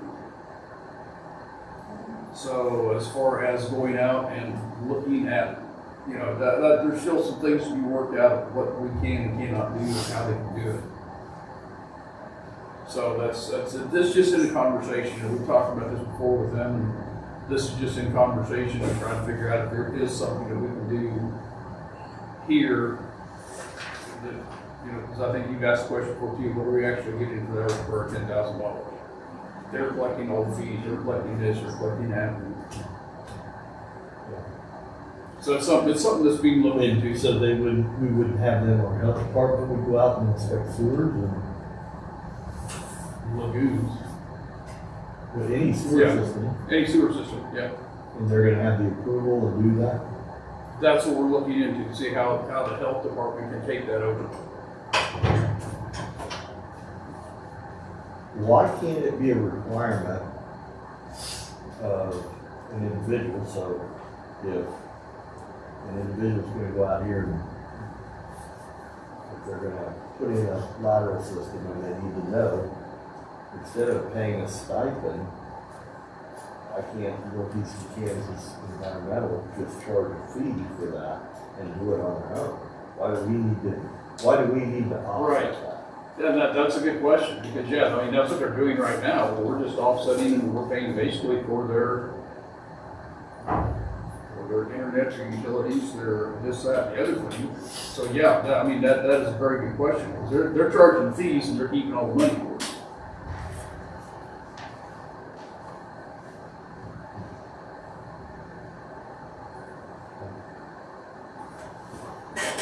Did you open those attachments up on it?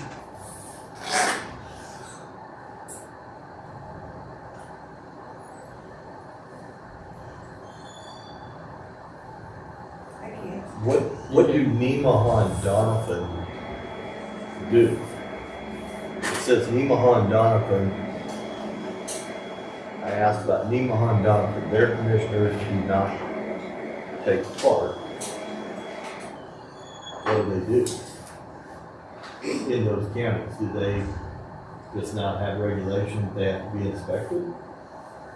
No, the Northeast Kansas Board has a commission from Jackson, Brown, and Atchison. However, when I asked about Nemaha or Donovan, none of their commissioners want to be part of the board. Oh, want to be part of it? Yeah, they have representatives, either the county health representative or Nemaha at one time had the solid waste director up there. You can, yeah, you can go that way. That way, yeah, Keith has a chance to look at that and see what's going on with it. But like I say, I just want you guys to be aware of what's going on, especially since we're having talked with her today. That's one place where we might have to put a little bit more money to the health department, but save a little bit from NEK. I don't know. It's all up the air, just being talked about. Okay.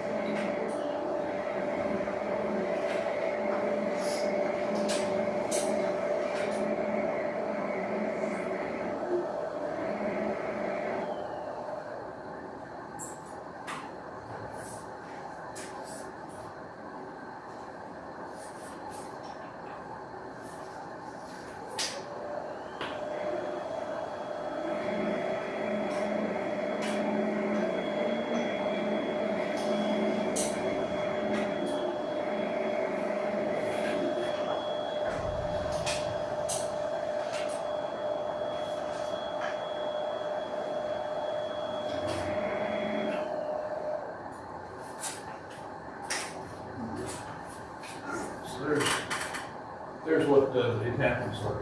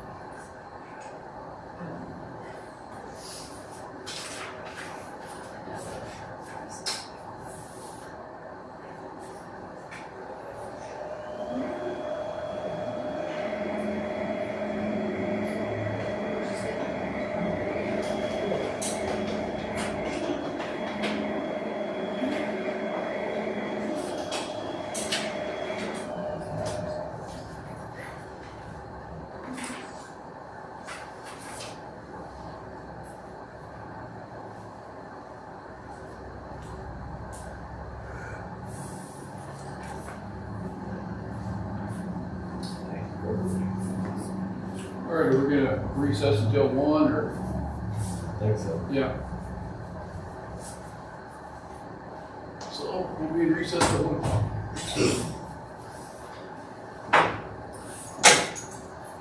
Everybody back here with bells on.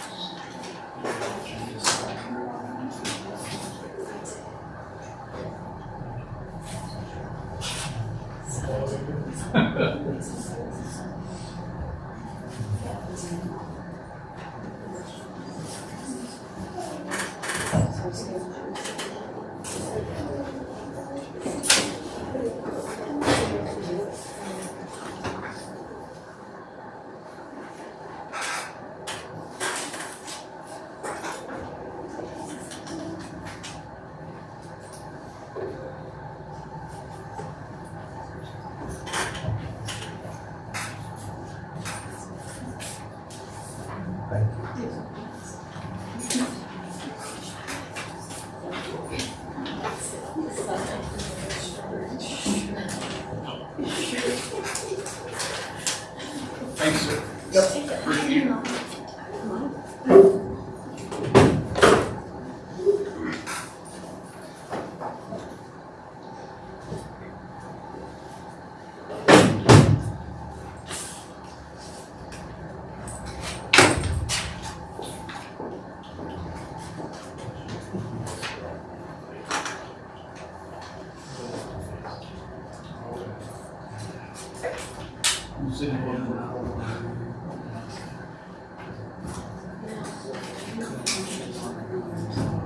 It is, it's time.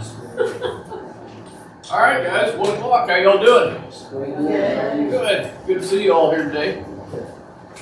I'll just start by speaking real fast. I'm Eric Davis, Superintendent at Royal Valley. We appreciate you taking time to let us be on the agenda today. We are representing the Jackson County Communities That Care Coalition. And inside of that is a subgroup that's called JCYC, which is our Jackson County Youth Coalition. And so we are tasked each year to kind of work on alcohol and drug cessation within our community. And at the same time, too, we also have been working on mental health and improving mental health outcomes for young people in our community as well. But with that today, we thought we would start by sharing with you the work that we've done over the last 12 months since the last time that we have visited with the commission. And then at the end, we would like to ask for continued support from the commission as well, too, to have these same projects take place next year. So I think Jackson Heights is going to get started with us this one. I'm Kevin Vanderbilt, I'm principal at Jackson Heights. We have 3 young ladies. Come on up, ladies. We have Jordan, Josie, and Gracie. We'll be telling you a little bit of what we've done this year. Well, hi guys. How are you? How are y'all doing? We're doing good. How are you? Good. So this year has honestly been a really fun year for us. We have brought in a new, what would it be called? Like sponsor. Yeah, I forgot the word. But yeah, so this is Nikki Rush. This is our sponsor. It's been a really fun year getting to figure things out.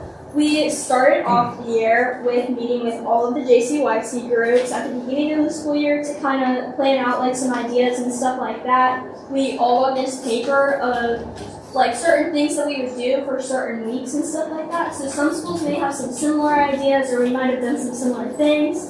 We did a elementary trunk or treat event. That was super fun. I really loved getting to see all like the little kids in their little costumes and everything else.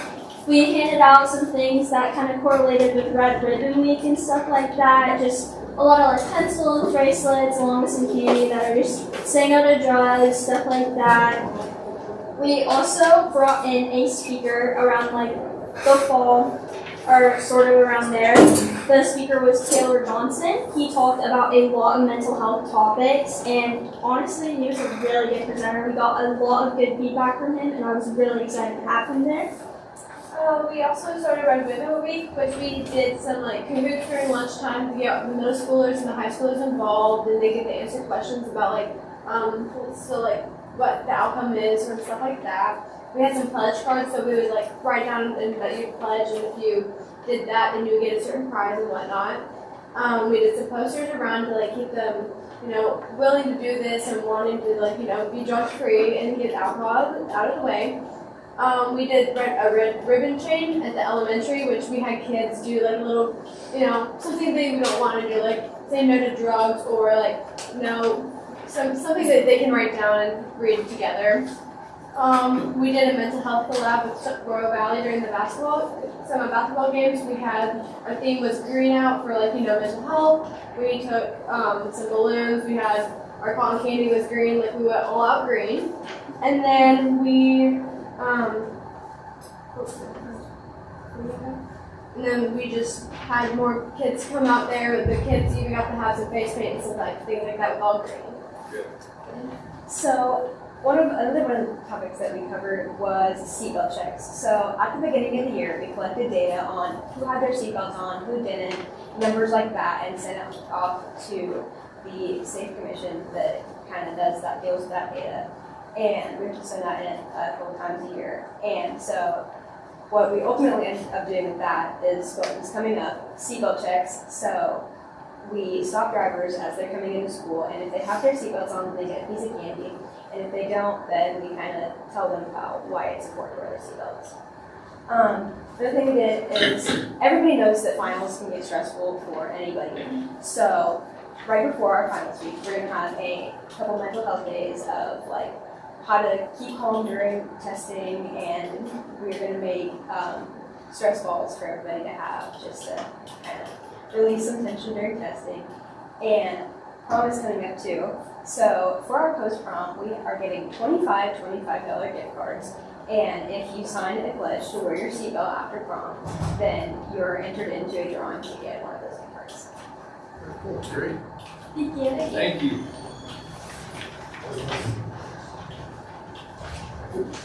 Hello, we're from Holton High School. My name is Alex Frazier. I'm a senior. I'm Kinley Fluke, and I'm a junior. I'm Marley Gillen, and I'm also a junior. So part of our JC YC group, we incorporate our resist and safe work. And resist is like anti-nicotine, anti-tobacco, and then safe is the seatbelt. So you'll hear about safe and resist things. So we started the year with a new tradition: student painted parking spots. HHS needed more school spirit, so I decided to work on getting painted parking spots done in our school. Then Will Hutchison came and talked to all of our schools, correct? Yes. All of our schools about mental health, and he helps a lot of us relate to mental health in a new kind of way. And then here's our flyer for Will Hutchinson. And then I'm a member of the statewide youth council for Resist. So I had the opportunity to travel the state and have meetings with high schoolers all around the state. In March, we gave our Northeast Kansas Summit, and the HHS Resist group got to learn how to be proactive. So at one of our football games, we paired with Aurora Valley and did mental health baskets, so just green out baskets, and our theme for the football game was green out.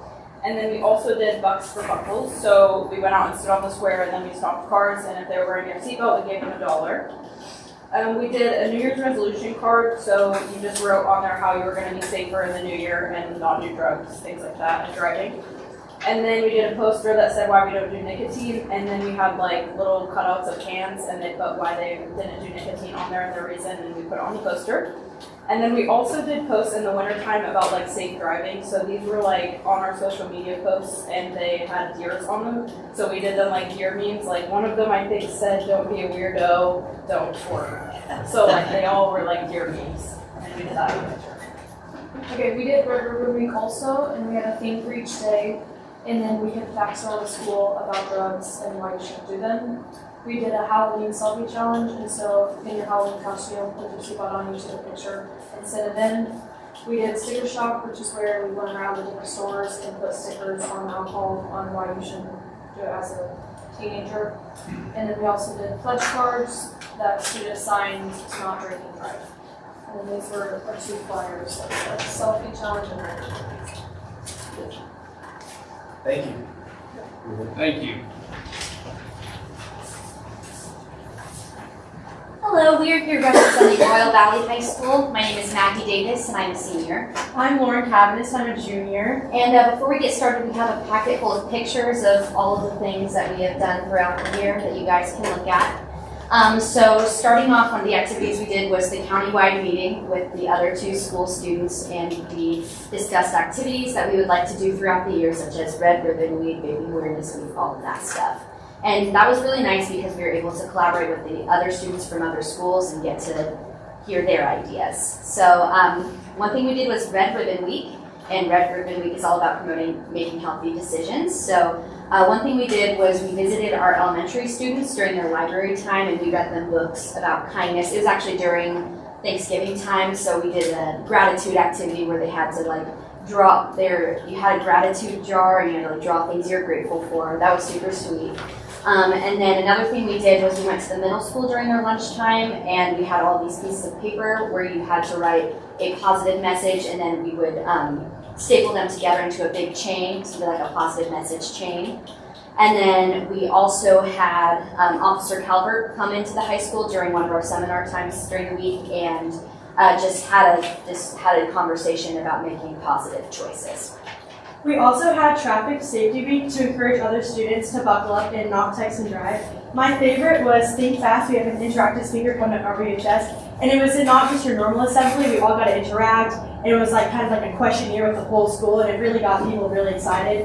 And they got to answer questions about like what percentage of teens text and drive, and it really like was eye-opening because I could see that more people in the school talked about it after the assembly was done, and our students really liked it. It was a very popular activity. We also had monthly pledge card signings during lunch, so everyone pledged to wear their seatbelts, and it was definitely a surprise during lunch, and everybody loved to see it because we all got candy and handed out. We also had fall and spring seatbelt checks, so in the morning we would check to see if students were wearing their seatbelt, and if they did, we gave them candy, and it was just a nice little surprise in the morning, and everyone got rewarded for wearing their seatbelt, so it was a very successful week. We also had our Vaping Awareness Week and shared the harmful effects of vaping. We played a Kahoot during lunch, and everybody got to answer questions. That was really fun. It was competitive. Everybody was like trying to beat each other, and it was really nice to get everyone to learn.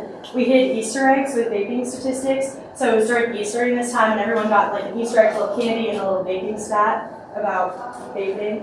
And then we had a door decorating contest, and there's some pictures in there. And the theme was vaping is whack, and we had some really creative doors, so it was fun walking around the school and seeing everybody's different doors and how creating and how vaping is harmful for students. Very good. Thank you. Thank you.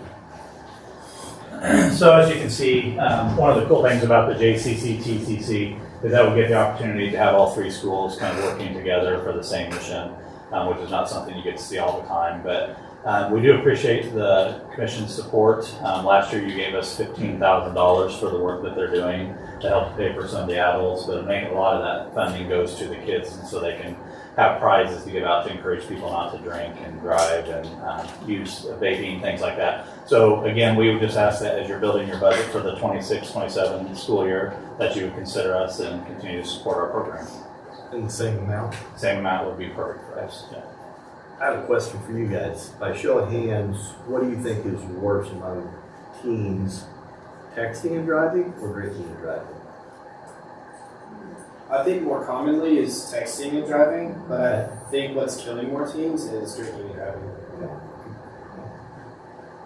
Well, I'm just tickled you guys are all involved in this. You guys put a smile on my face every time I see you, so I really appreciate the support of the districts for you guys too. Without the districts, coming together and working together, you wouldn't have this. So, just keep up what you're doing. You're doing it right. Okay. You give us old people hope that the younger generation is headed in the right direction. So thank you. Yeah, thank you guys for your time. Thank you very much. You guys want to take a group photo with the commissioners? Come on back. Or I'm going to meet you?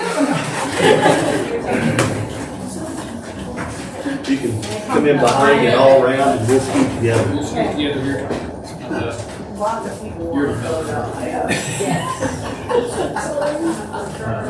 Thank you for saying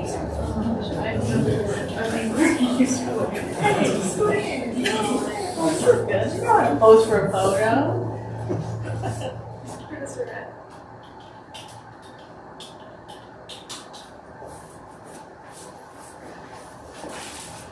All right. All Thank right. you guys. Thank you guys again for appreciating it. Thank you guys.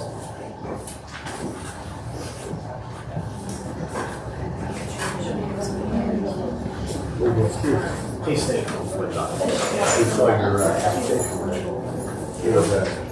Thanks for it. Sweet. Thank you guys. Time to see you later. Yep, I'll see you guys.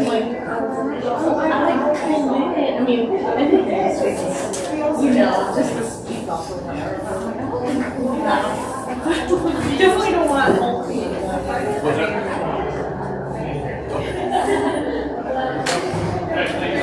Yeah, I don't know, I think the texting is way worse. Any more, yeah? And that's adults down.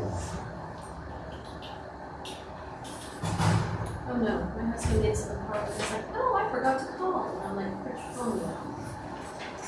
There's always hands free. You had CDs in your car, I'm sure. You had CDs in your car, right? Oh, back in the day. Yeah. I don't know necessarily that. I mean, it's kind of tough to say. I mean, we were down the highway, 70 mile an hour, it goes speed on 55. Well, you know, talking on the CD. Yeah. I don't know.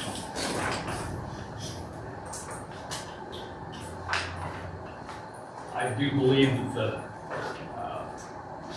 I do believe drinking and driving amongst teens has gone down substantially. From when I was a teen.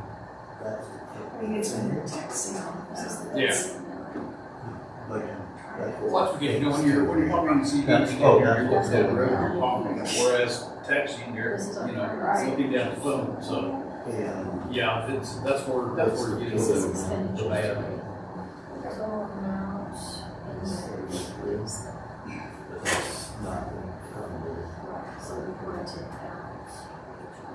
This 38.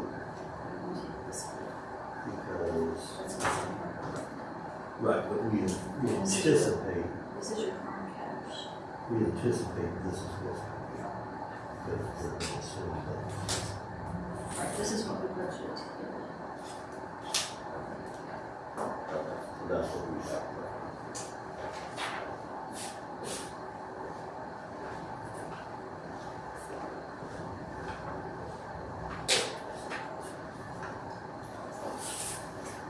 Do you think Christie, do you think Todd was hitting on the right spot? I think there has to be legislation every so year. I do too, I thought that's the way that it was. Or there would have been something that would have said, or put it on the ballot. I mean, surely legal would have said something, and I talked to Francis. I mean, it'd be great if And we look at how many had other counties, yeah, come back for, yeah. I don't think we're the only ones who are trying to. Get the same money Right, that we do. right. Renewed, yeah. Be nice if it is right. Yeah.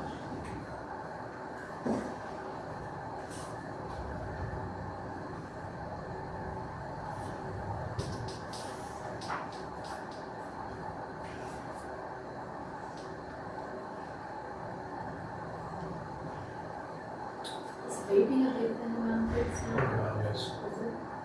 So this one, Too many times we have to clean out the toilets and just something drop weight down. Is that right? Yeah. so this is for, this one that we put out is for, Parks and Rec. Then we have the one, because what money we're doing in is alcohol for the awareness, the 30%. Yeah. Need a cheat sheet, 218 equals drug.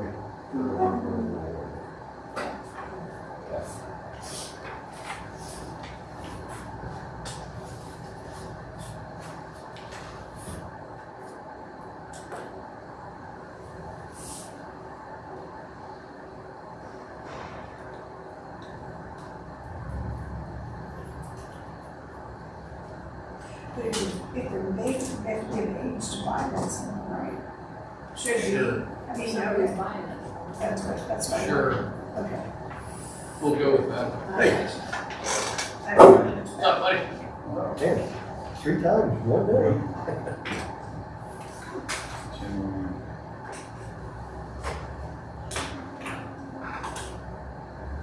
So.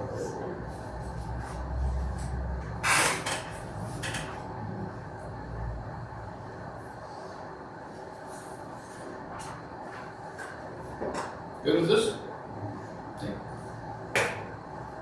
Put your hat Jackson? It says DLS. I got it from, I won it at that thing I went to the other day. It was, Oh, down there? 811. Yeah, yeah. How was it? It was pretty good. It was a seminar type thing. It had some good information. Yeah.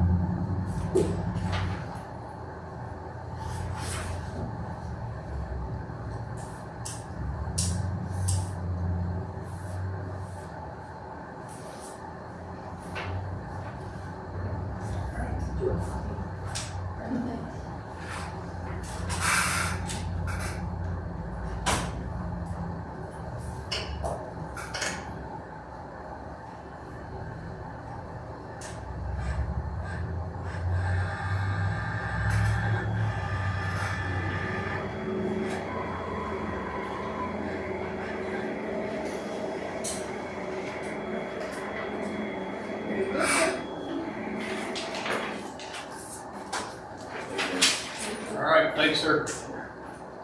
We'll see you later. I'll be back in a couple minutes.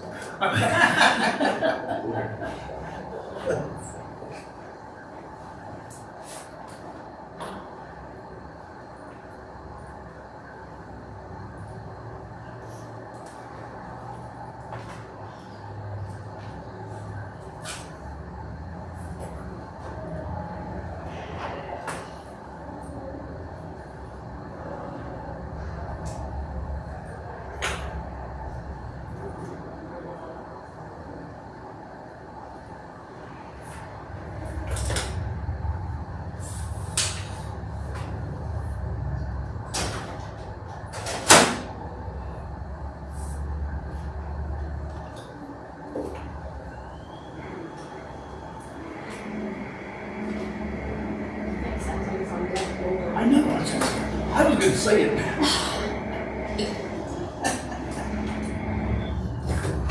I was gonna say that.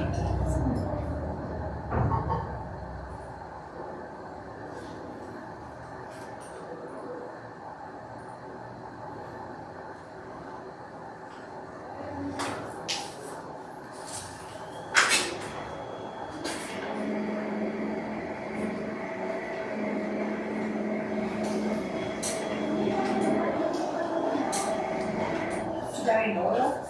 I don't know, it needs. It's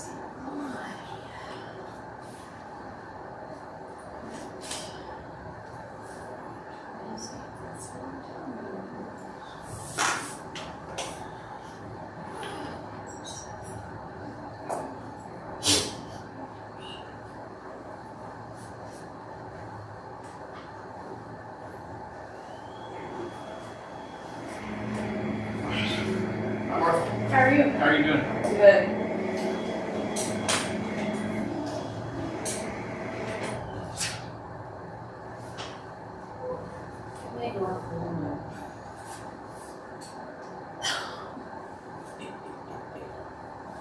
I'm not laughing.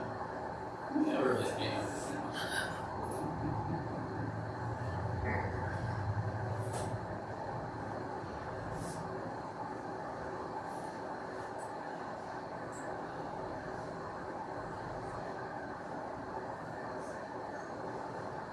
So, you already put a heat into it. So we figured that out. Well, we gotta never figure it out, not either, right?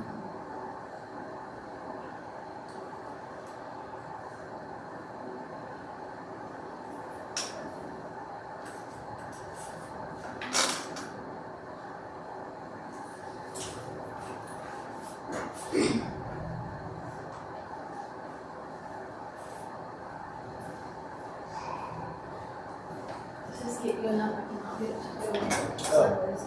Oh, yeah. As long as it's a good match, we'll see in that.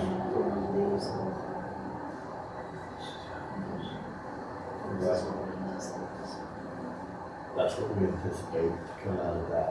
And the income is about $4,000. But corporate, not really $500.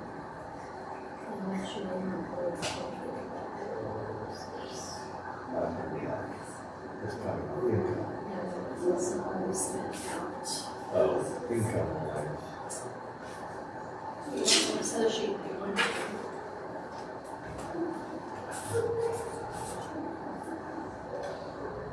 guys coming in.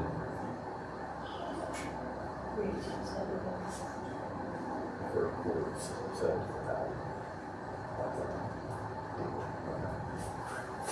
thank you.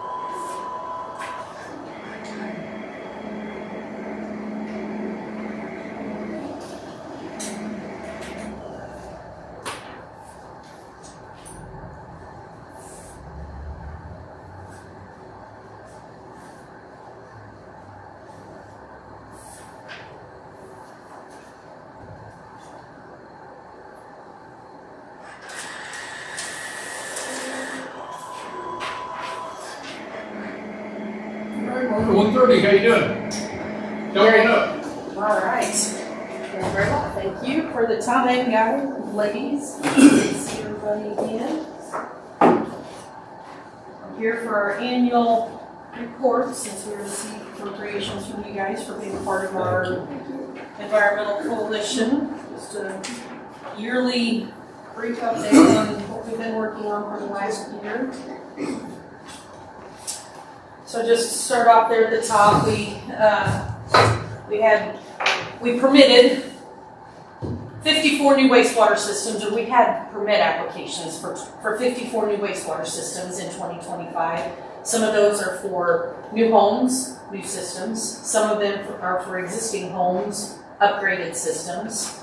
So that's one more than we had in 2024.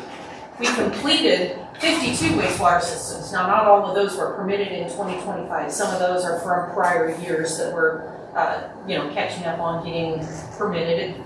I feel like sometimes it takes a year or so for, from the beginning, from when they first apply for a new wastewater system to get it installed. Sometimes it is up to a year, maybe a little bit more, to get that final use permit by the time they get the fence around the lagoon or we get the drawing for the septic system. We performed 58 property resale system evaluations. Those are for real estate transactions. So when the property is transferring from property owner A to property owner B, we're supposed to go in and check all those wastewater systems. So we did a fair amount more in 2025 than we did in 24. I don't know if your real estate market was, a little more vibrant in 2025 than it was in 2024, but that was definitely a positive step in, for that category. We checked 8 private wells versus 13 in 2024. I feel like wells are becoming less and less, with the rural water districts. And now there is a section of the county north of town here that has a decent amount of wells going in. But generally, wells are becoming less and less all the time.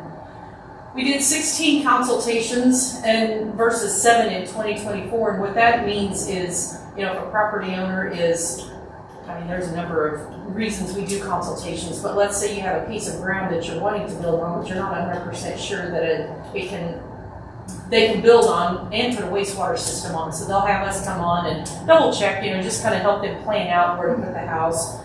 And then, 3 or 4 years down the road, it might turn into a new wastewater system permit.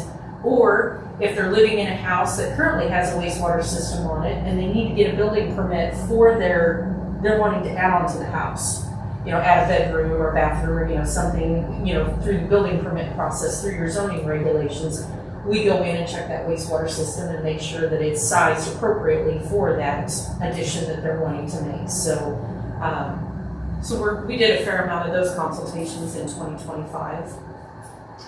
We only had one real nuisance turned into us, and it was inside city limits of Denison. There was some wastewater running on the ground, and it was pretty much just I made a handful of phone calls, to the mayor, to a couple of other people, giving them recommendations of a course of action to take, because our jurisdiction is outside incorporated towns, so outside city limits.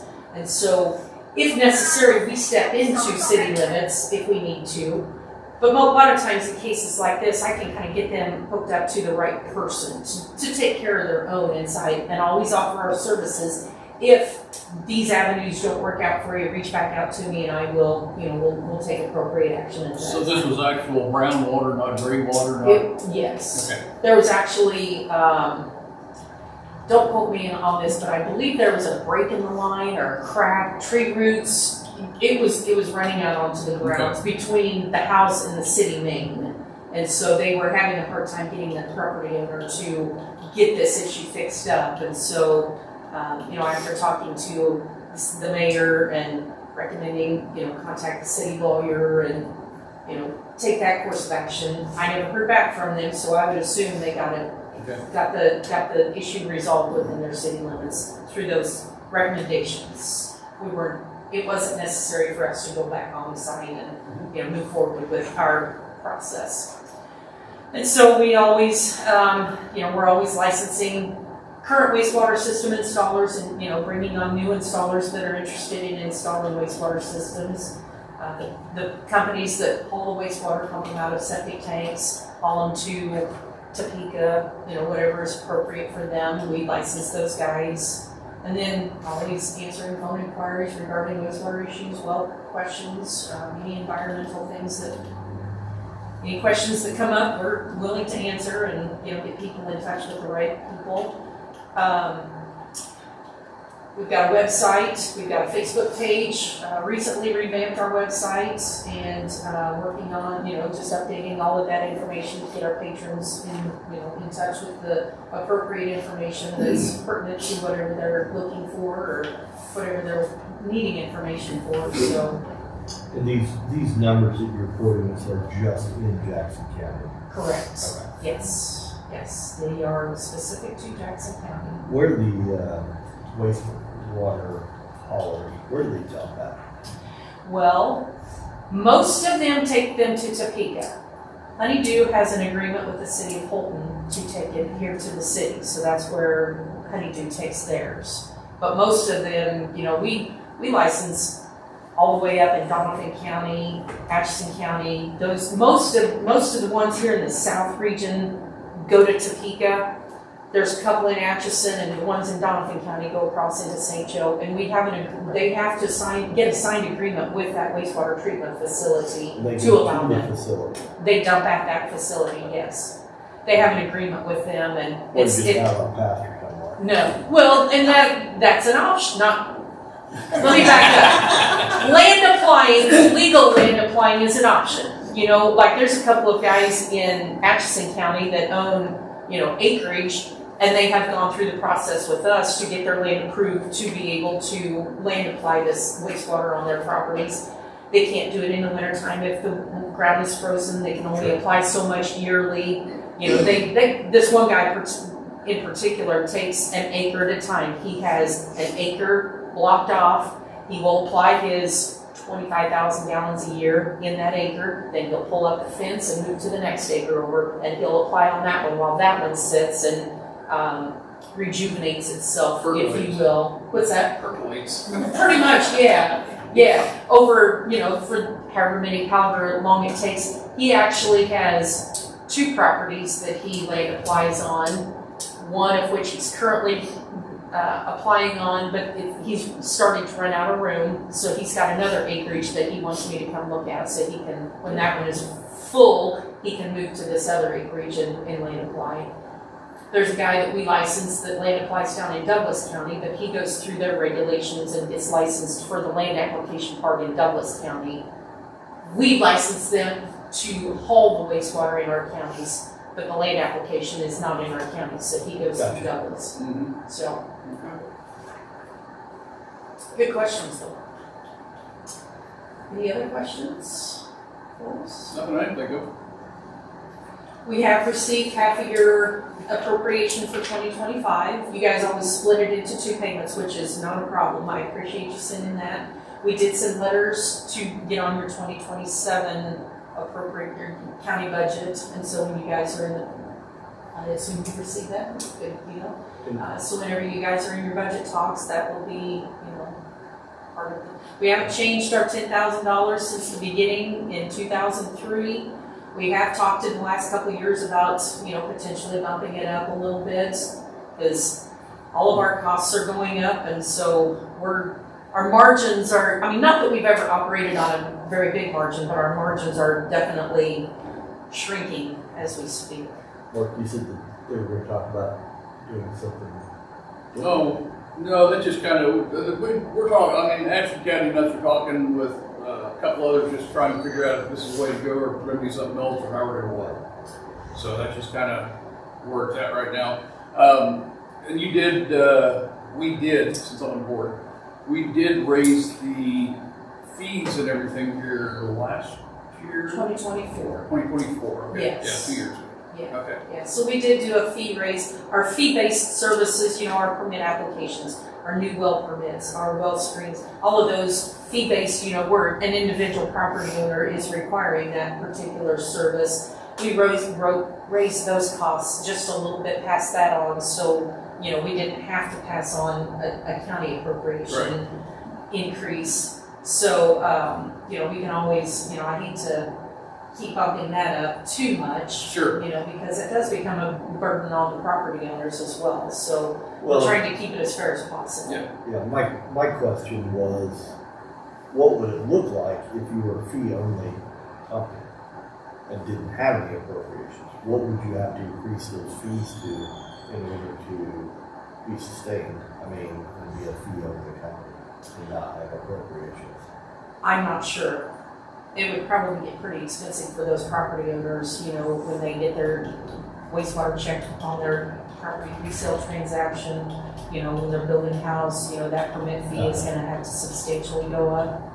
So, I mean, there's a lot of stuff that we do that we don't charge for, you know, the nuisances, you know, that we're taking care of for you as a county. We get phone calls and emails from, to do phase 1 environmental studies, you know, where we're asked to check our records to see if there's any activity in the past for hazardous, or, you know, the phase 1 environmental studies are for properties that they're wanting to put a commercial venture on, if you will, and their insurance or someone is requiring them to do that phase 1 study. We do those. We don't charge anyone for them. We pretty much just do our part of their phase 1 study. Nuisances, all the phone calls that we take, you know, throughout the day, you know, we're not charging anyone for them. So there's a decent amount of things that we do that are not fee-based that, you know, take up some time, and it seems like those things that start out kind of small end up taking a lot more time than we realize that they're going to. So, and for, you know, to hire, you know, in environmental services, you know, you're getting a bargain for $10,000. You know, it really is a bargain. And I think Atchison County did a study on it, and they realized, you know, that it's a valuable service for not very much. And to take what we do and put it onto another county department is an extra burden on them, and everybody is already stretched paper thin on their time and what they do.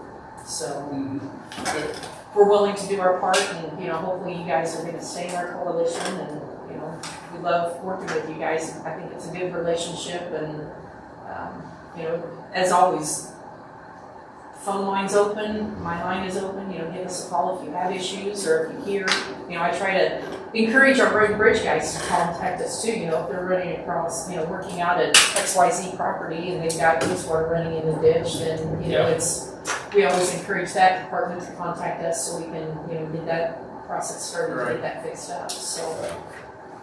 Like I say, we're just looking at different things to do, because, you know, our budget's getting squeezed down tighter and tighter and tighter, so we're just kind of exploring all options, so. Yeah, I hear you. And it's, I mean, it's definitely a balancing thing that, you know, everybody's having to go through, and I believe we provide a valuable tool for you guys that you can rely on us to take care of, and you don't have to mess with KDHE, you know, in that regard, and your county, your environmental and sanitary codes, you know, all the complaints that we deal with, you know. One less thing you guys have to deal with. So. All right, sounds good. Thank you, Martha. Well, I appreciate your time. Look forward to continue working with you guys, and if you do have any issues, feel free to reach out to me. I have business cards. Does anybody want them? I gave them to everybody last year. Got your number. Everybody good? Yep. Feel free to reach out anytime. Okay. All right, sounds good. Thank you, Martha. Appreciate you. it. Have a good day. Miss Amanda's supposed to be here. Yes, she was out there. Sorry. She's out. Mandy, you out there? Let's keep this like home. Mom, where you at? Sorry, I went upstairs to get my bag. I made a deposit while I was out there. How are you? Good, how are you guys?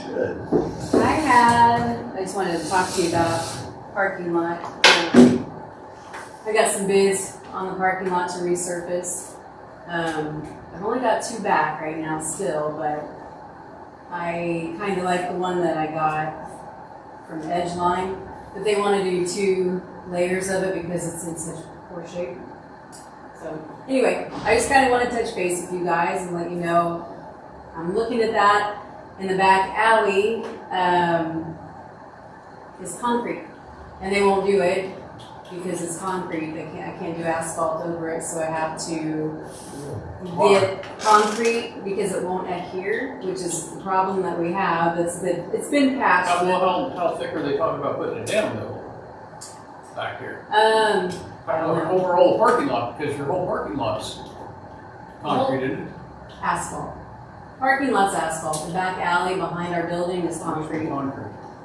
What? Show you how old I am. It used to be concrete. And so, but anyway, that's the really, really rough part in the back, and Linda knows, she comes back there.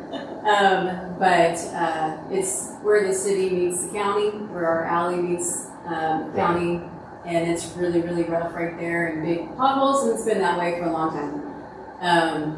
But I need to get it fixed, because it's just getting worse. And so, my question really with that is, one guy that I like says he can't go over it with asphalt, it just won't, it'll be a Band-Aid, it'll work for maybe a little bit, and then it'll do what it's doing, and we'll be in the same boat.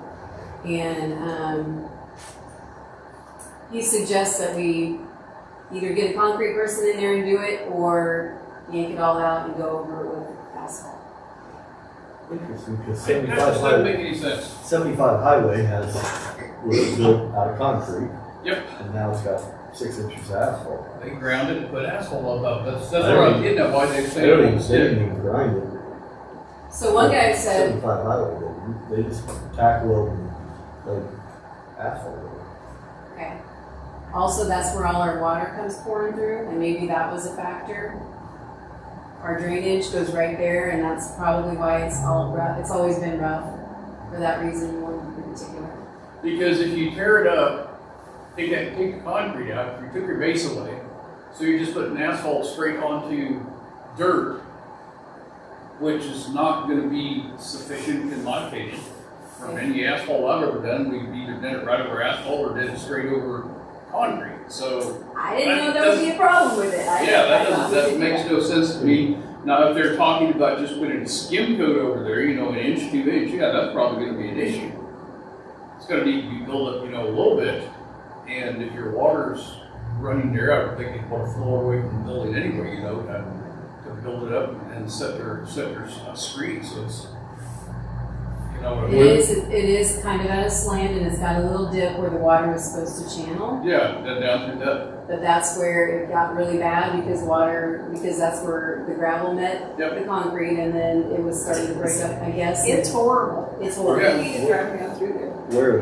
Where's this company from? They're all out of Topeka that I've located because I don't know anybody else around here. Yeah, nobody around here does asphalt.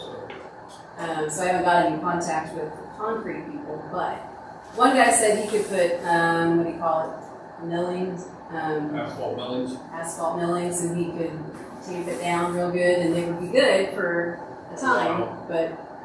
I mean, that's more for a light use driveway type thing. Yeah. Home driveway or something. Yeah, and he came and looked at it. They both did personally, but, so they physically saw condition. I'm just baffled by unless he was talking about just putting a skim coat on it. How big of an area is it? Length and width? Is it 30 feet long? The length of our building. The full length of the building. Full length of the building. And then from the building out to where it meets the concrete? It might be 10 like 10, 12 foot section maybe to the gravel. And you're still waiting for somebody to come back. I'm still waiting on one, Bettis. I contacted Bettis too, but it's been 3 weeks or so. They haven't got back with me yet. I try to find somebody else too.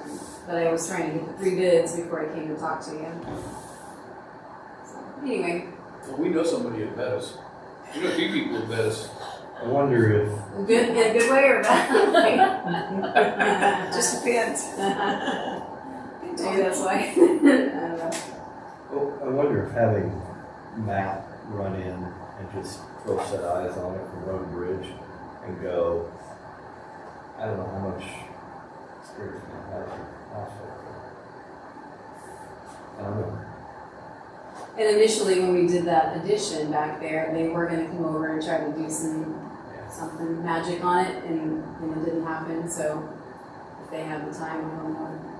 If they could, I'd let somebody too, if that's possible.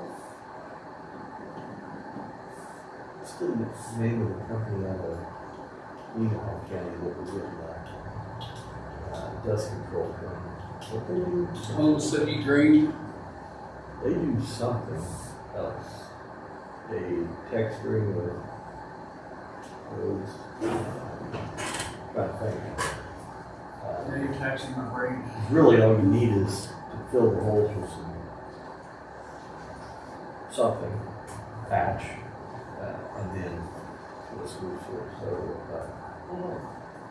There could be other options. It's not my expertise, so I yes, whatever you guys have experience with.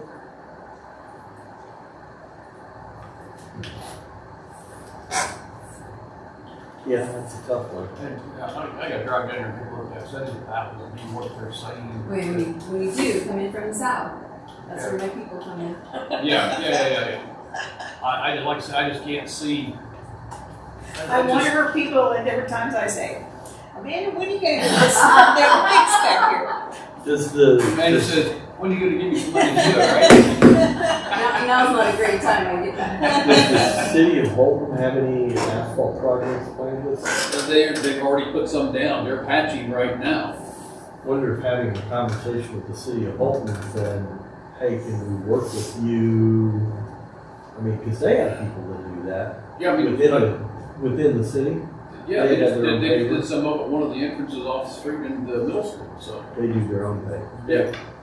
They've got a roller like I wish we would have for our roads, to be able to do it.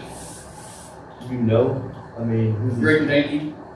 Oh, Greg Danke. Yeah, gee, you don't know Greg Danke, do you? I don't really personally, but I know somebody who does. Give him a call. Yeah, I think maybe having him come in and look at it and say, You need his number? what would you think about maybe You can doing the text it whole, to me, Mark. Yeah. the whole alley, and then we would pay for our portion, or just get his opinion. I think sometimes having folks who do it every day, I don't know. I'm not saying that companies don't know what they're talking about, No, I get you.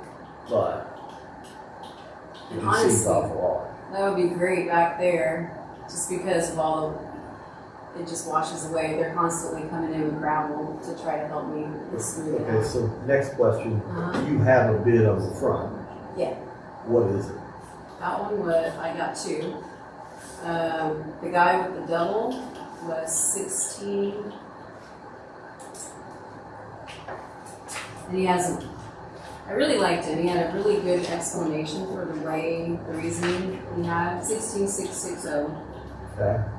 The other guy was 9,500. He was the guy that was gonna throw in the millings in the back and tape it down and But the front, to do all the asphalt in the front was 9,000? 95, yeah. Same. Patch, and that's sealing, it says patch crack, fill, seal, and restripe. 95. That's not putting any asphalt on. That's just patching and sealing what you currently have. We're not talking about going in And a seal coat. Hang on. yeah, we're not talking about putting the actual asphalt on and doing a lift. Out on the Seal coat, the parking whole lot. lot is what he said, yeah. Yeah, that's just putting the, Okay. the patching cracks too. Yeah. Yes. Okay. I thought we were talking about actually going in and putting asphalt on. I looked into that too, that's $50,000. Yeah. And it's not, not there yet. For you, so my real question is, you have, capital outlay funds to cover Yeah. that. Yep. For these two bids, I can take care of it fine. Yeah. And so, one would be, I mean, you obviously have one that's almost half of what the other is. Mhm. Or to do the same work, correct? To do the same work, but I kind of agree with the guy that says 16,000 because it's been so long that we've had anything done to it that I don't want to do anything again for a while. That makes sense. The initial reasoning he said to do the 2 is because it will last for a time. and Two then coats?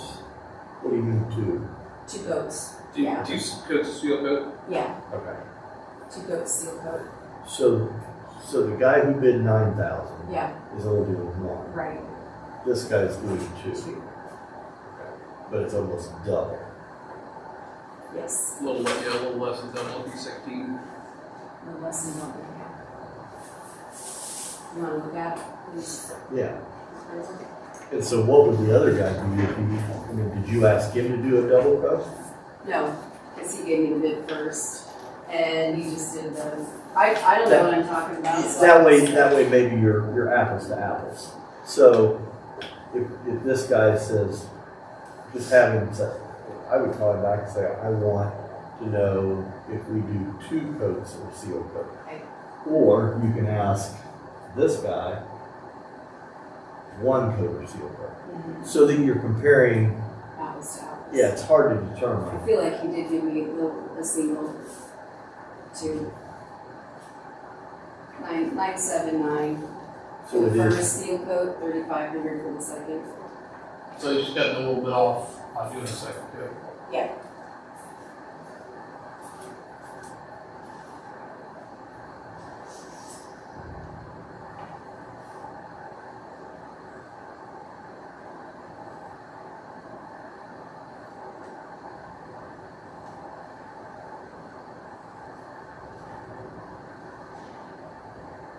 Yeah, seriously, that parking lot used to be asphalt, used to be concrete. And I'm sure there's concrete underneath it, so. Long time. I think Cheryl had Asphalt on, yeah. That's not to say, that just, that doesn't compute. That just doesn't.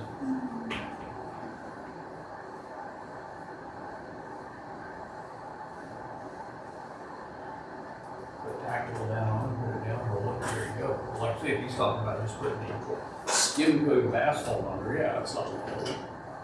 You're gonna have to wait here and put a little bit more down. But still, again, that should be good. We're not talking about Home City that did that. It's who is going to do our chip and seal. That does all kinds of asphalt, chip and seal, and all that. And that was,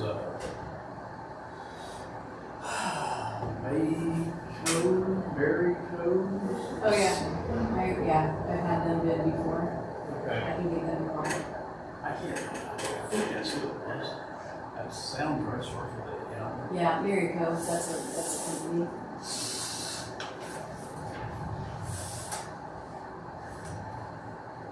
that just seems straight. I mean, they're both doing hot rubberized crack sealing. Both are doing that. Any crack that's larger than a ½ inch, they're actually going to use hot mix asphalt to fill them first, then rubberize coat over them. And then seal coat with MAC 52 sealer. And restripe the lines. And that's all for $9,500.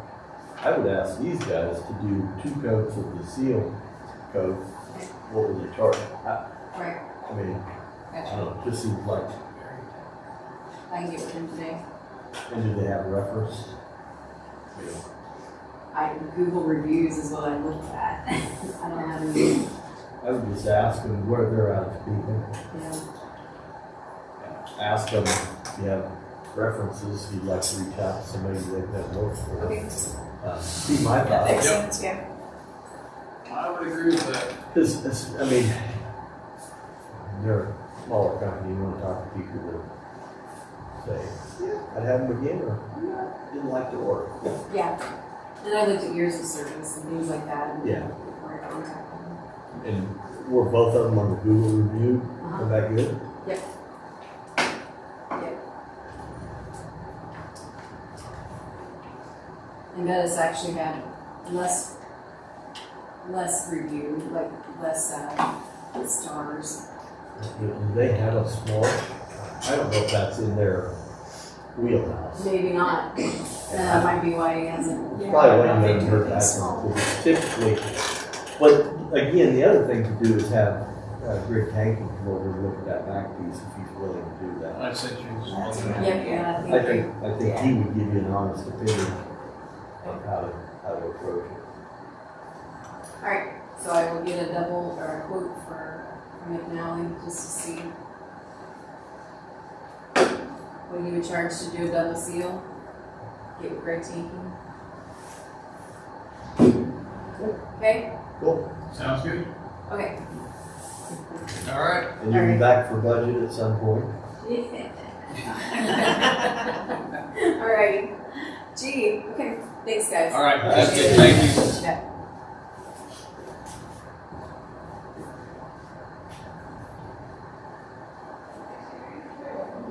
Yeah, something doesn't compute on that.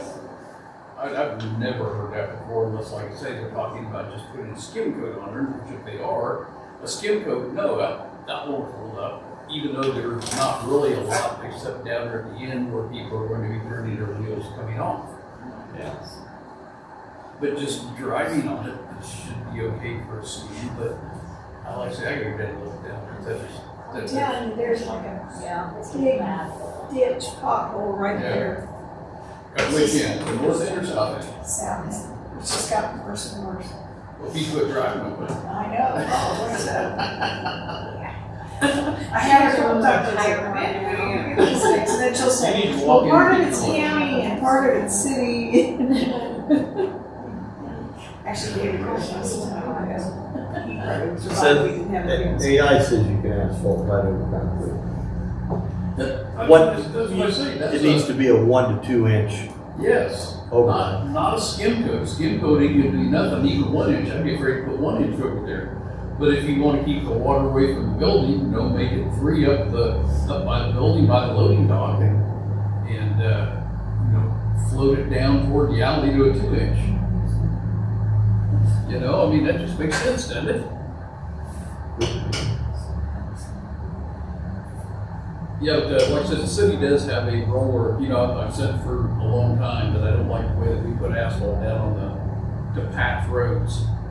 Throw some out of the back of the truck and then run the grader over a few times and call it good. That's not good. Wheel packer. Yes. I think it was RD45 or something. If I remember correctly.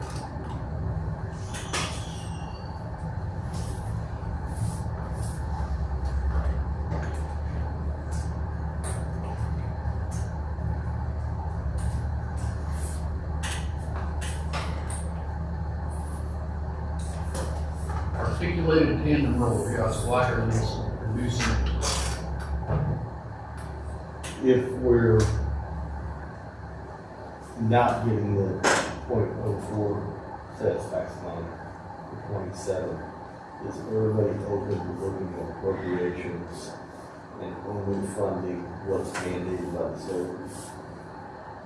I think we're gonna have to look at something like that because without that, we're up creek. I think that's one piece of it, but. And out of the appropriations, I think the,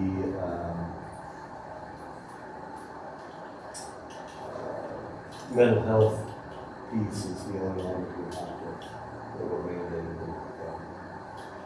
And Northeast Kansas Survey Complex, Conservation District, those are two of the big ones.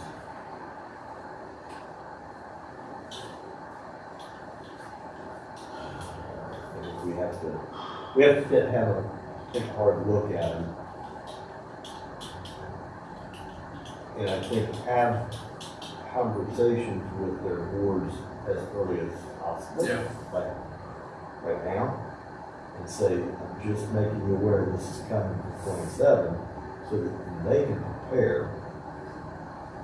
And like with the Northeast Kansas Heritage Complex, my conversation with them was that it may not be forever. but it may. It just depends on, I mean, like I said, and they were really good. I mean, they were like, we get it.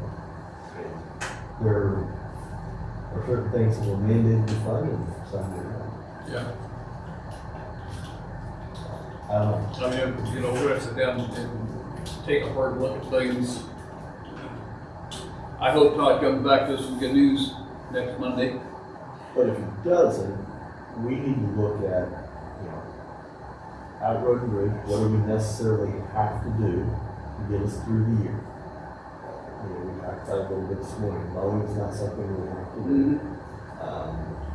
Are there other things that we can push off?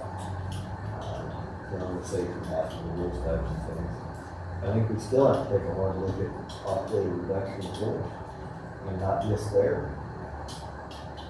I said, with Kim, it's gotta, we gotta look at every department. Yep. All right. Whatever this young lady gets us who's pulling around your numbers. When do they have to have values to you? Not to June 1st, right? I figured publications, oh, you do have to publish in the paper. Of course you do. Because the legislature mandates it. Like I said, they tried to get that changed a few years I ago. know. Say, I'm And then gonna he said, ask well, we don't have a Lisa paper to- in Canada, they said, go to the next county over, too bad, says that. Which is really kind of The stupid. Press Association writes it.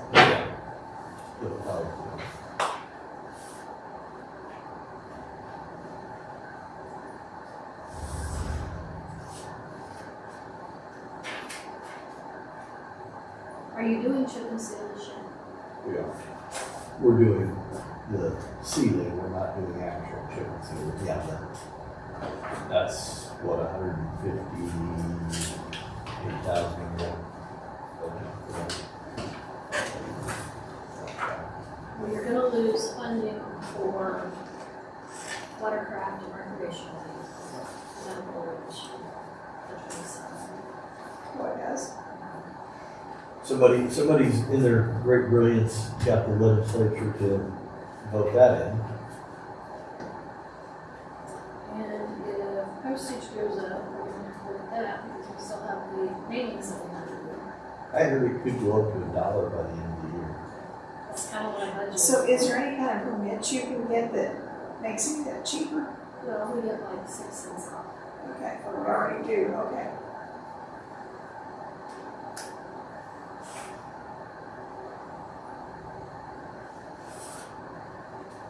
But that's when there's tax statements or appraiser stuff. I mean, is there any? I don't know if there's a way we could start requesting emails from people and emailing stuff to them. I don't know if there's separate permits if you sort stuff. I don't think so, right? I didn't know. We used to sort, you know,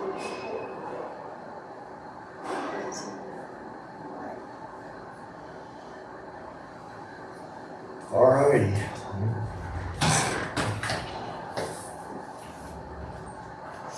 Any other business to come before us today? No. Okay, I'd entertain a motion to adjourn. So moved. Properly moved and seconded to adjourn this meeting. Any further discussion? Hearing none, all in favor say aye. Aye. All opposed, same sign, motion carried. We'll find money trying to find. Yeah. I worked on it one day last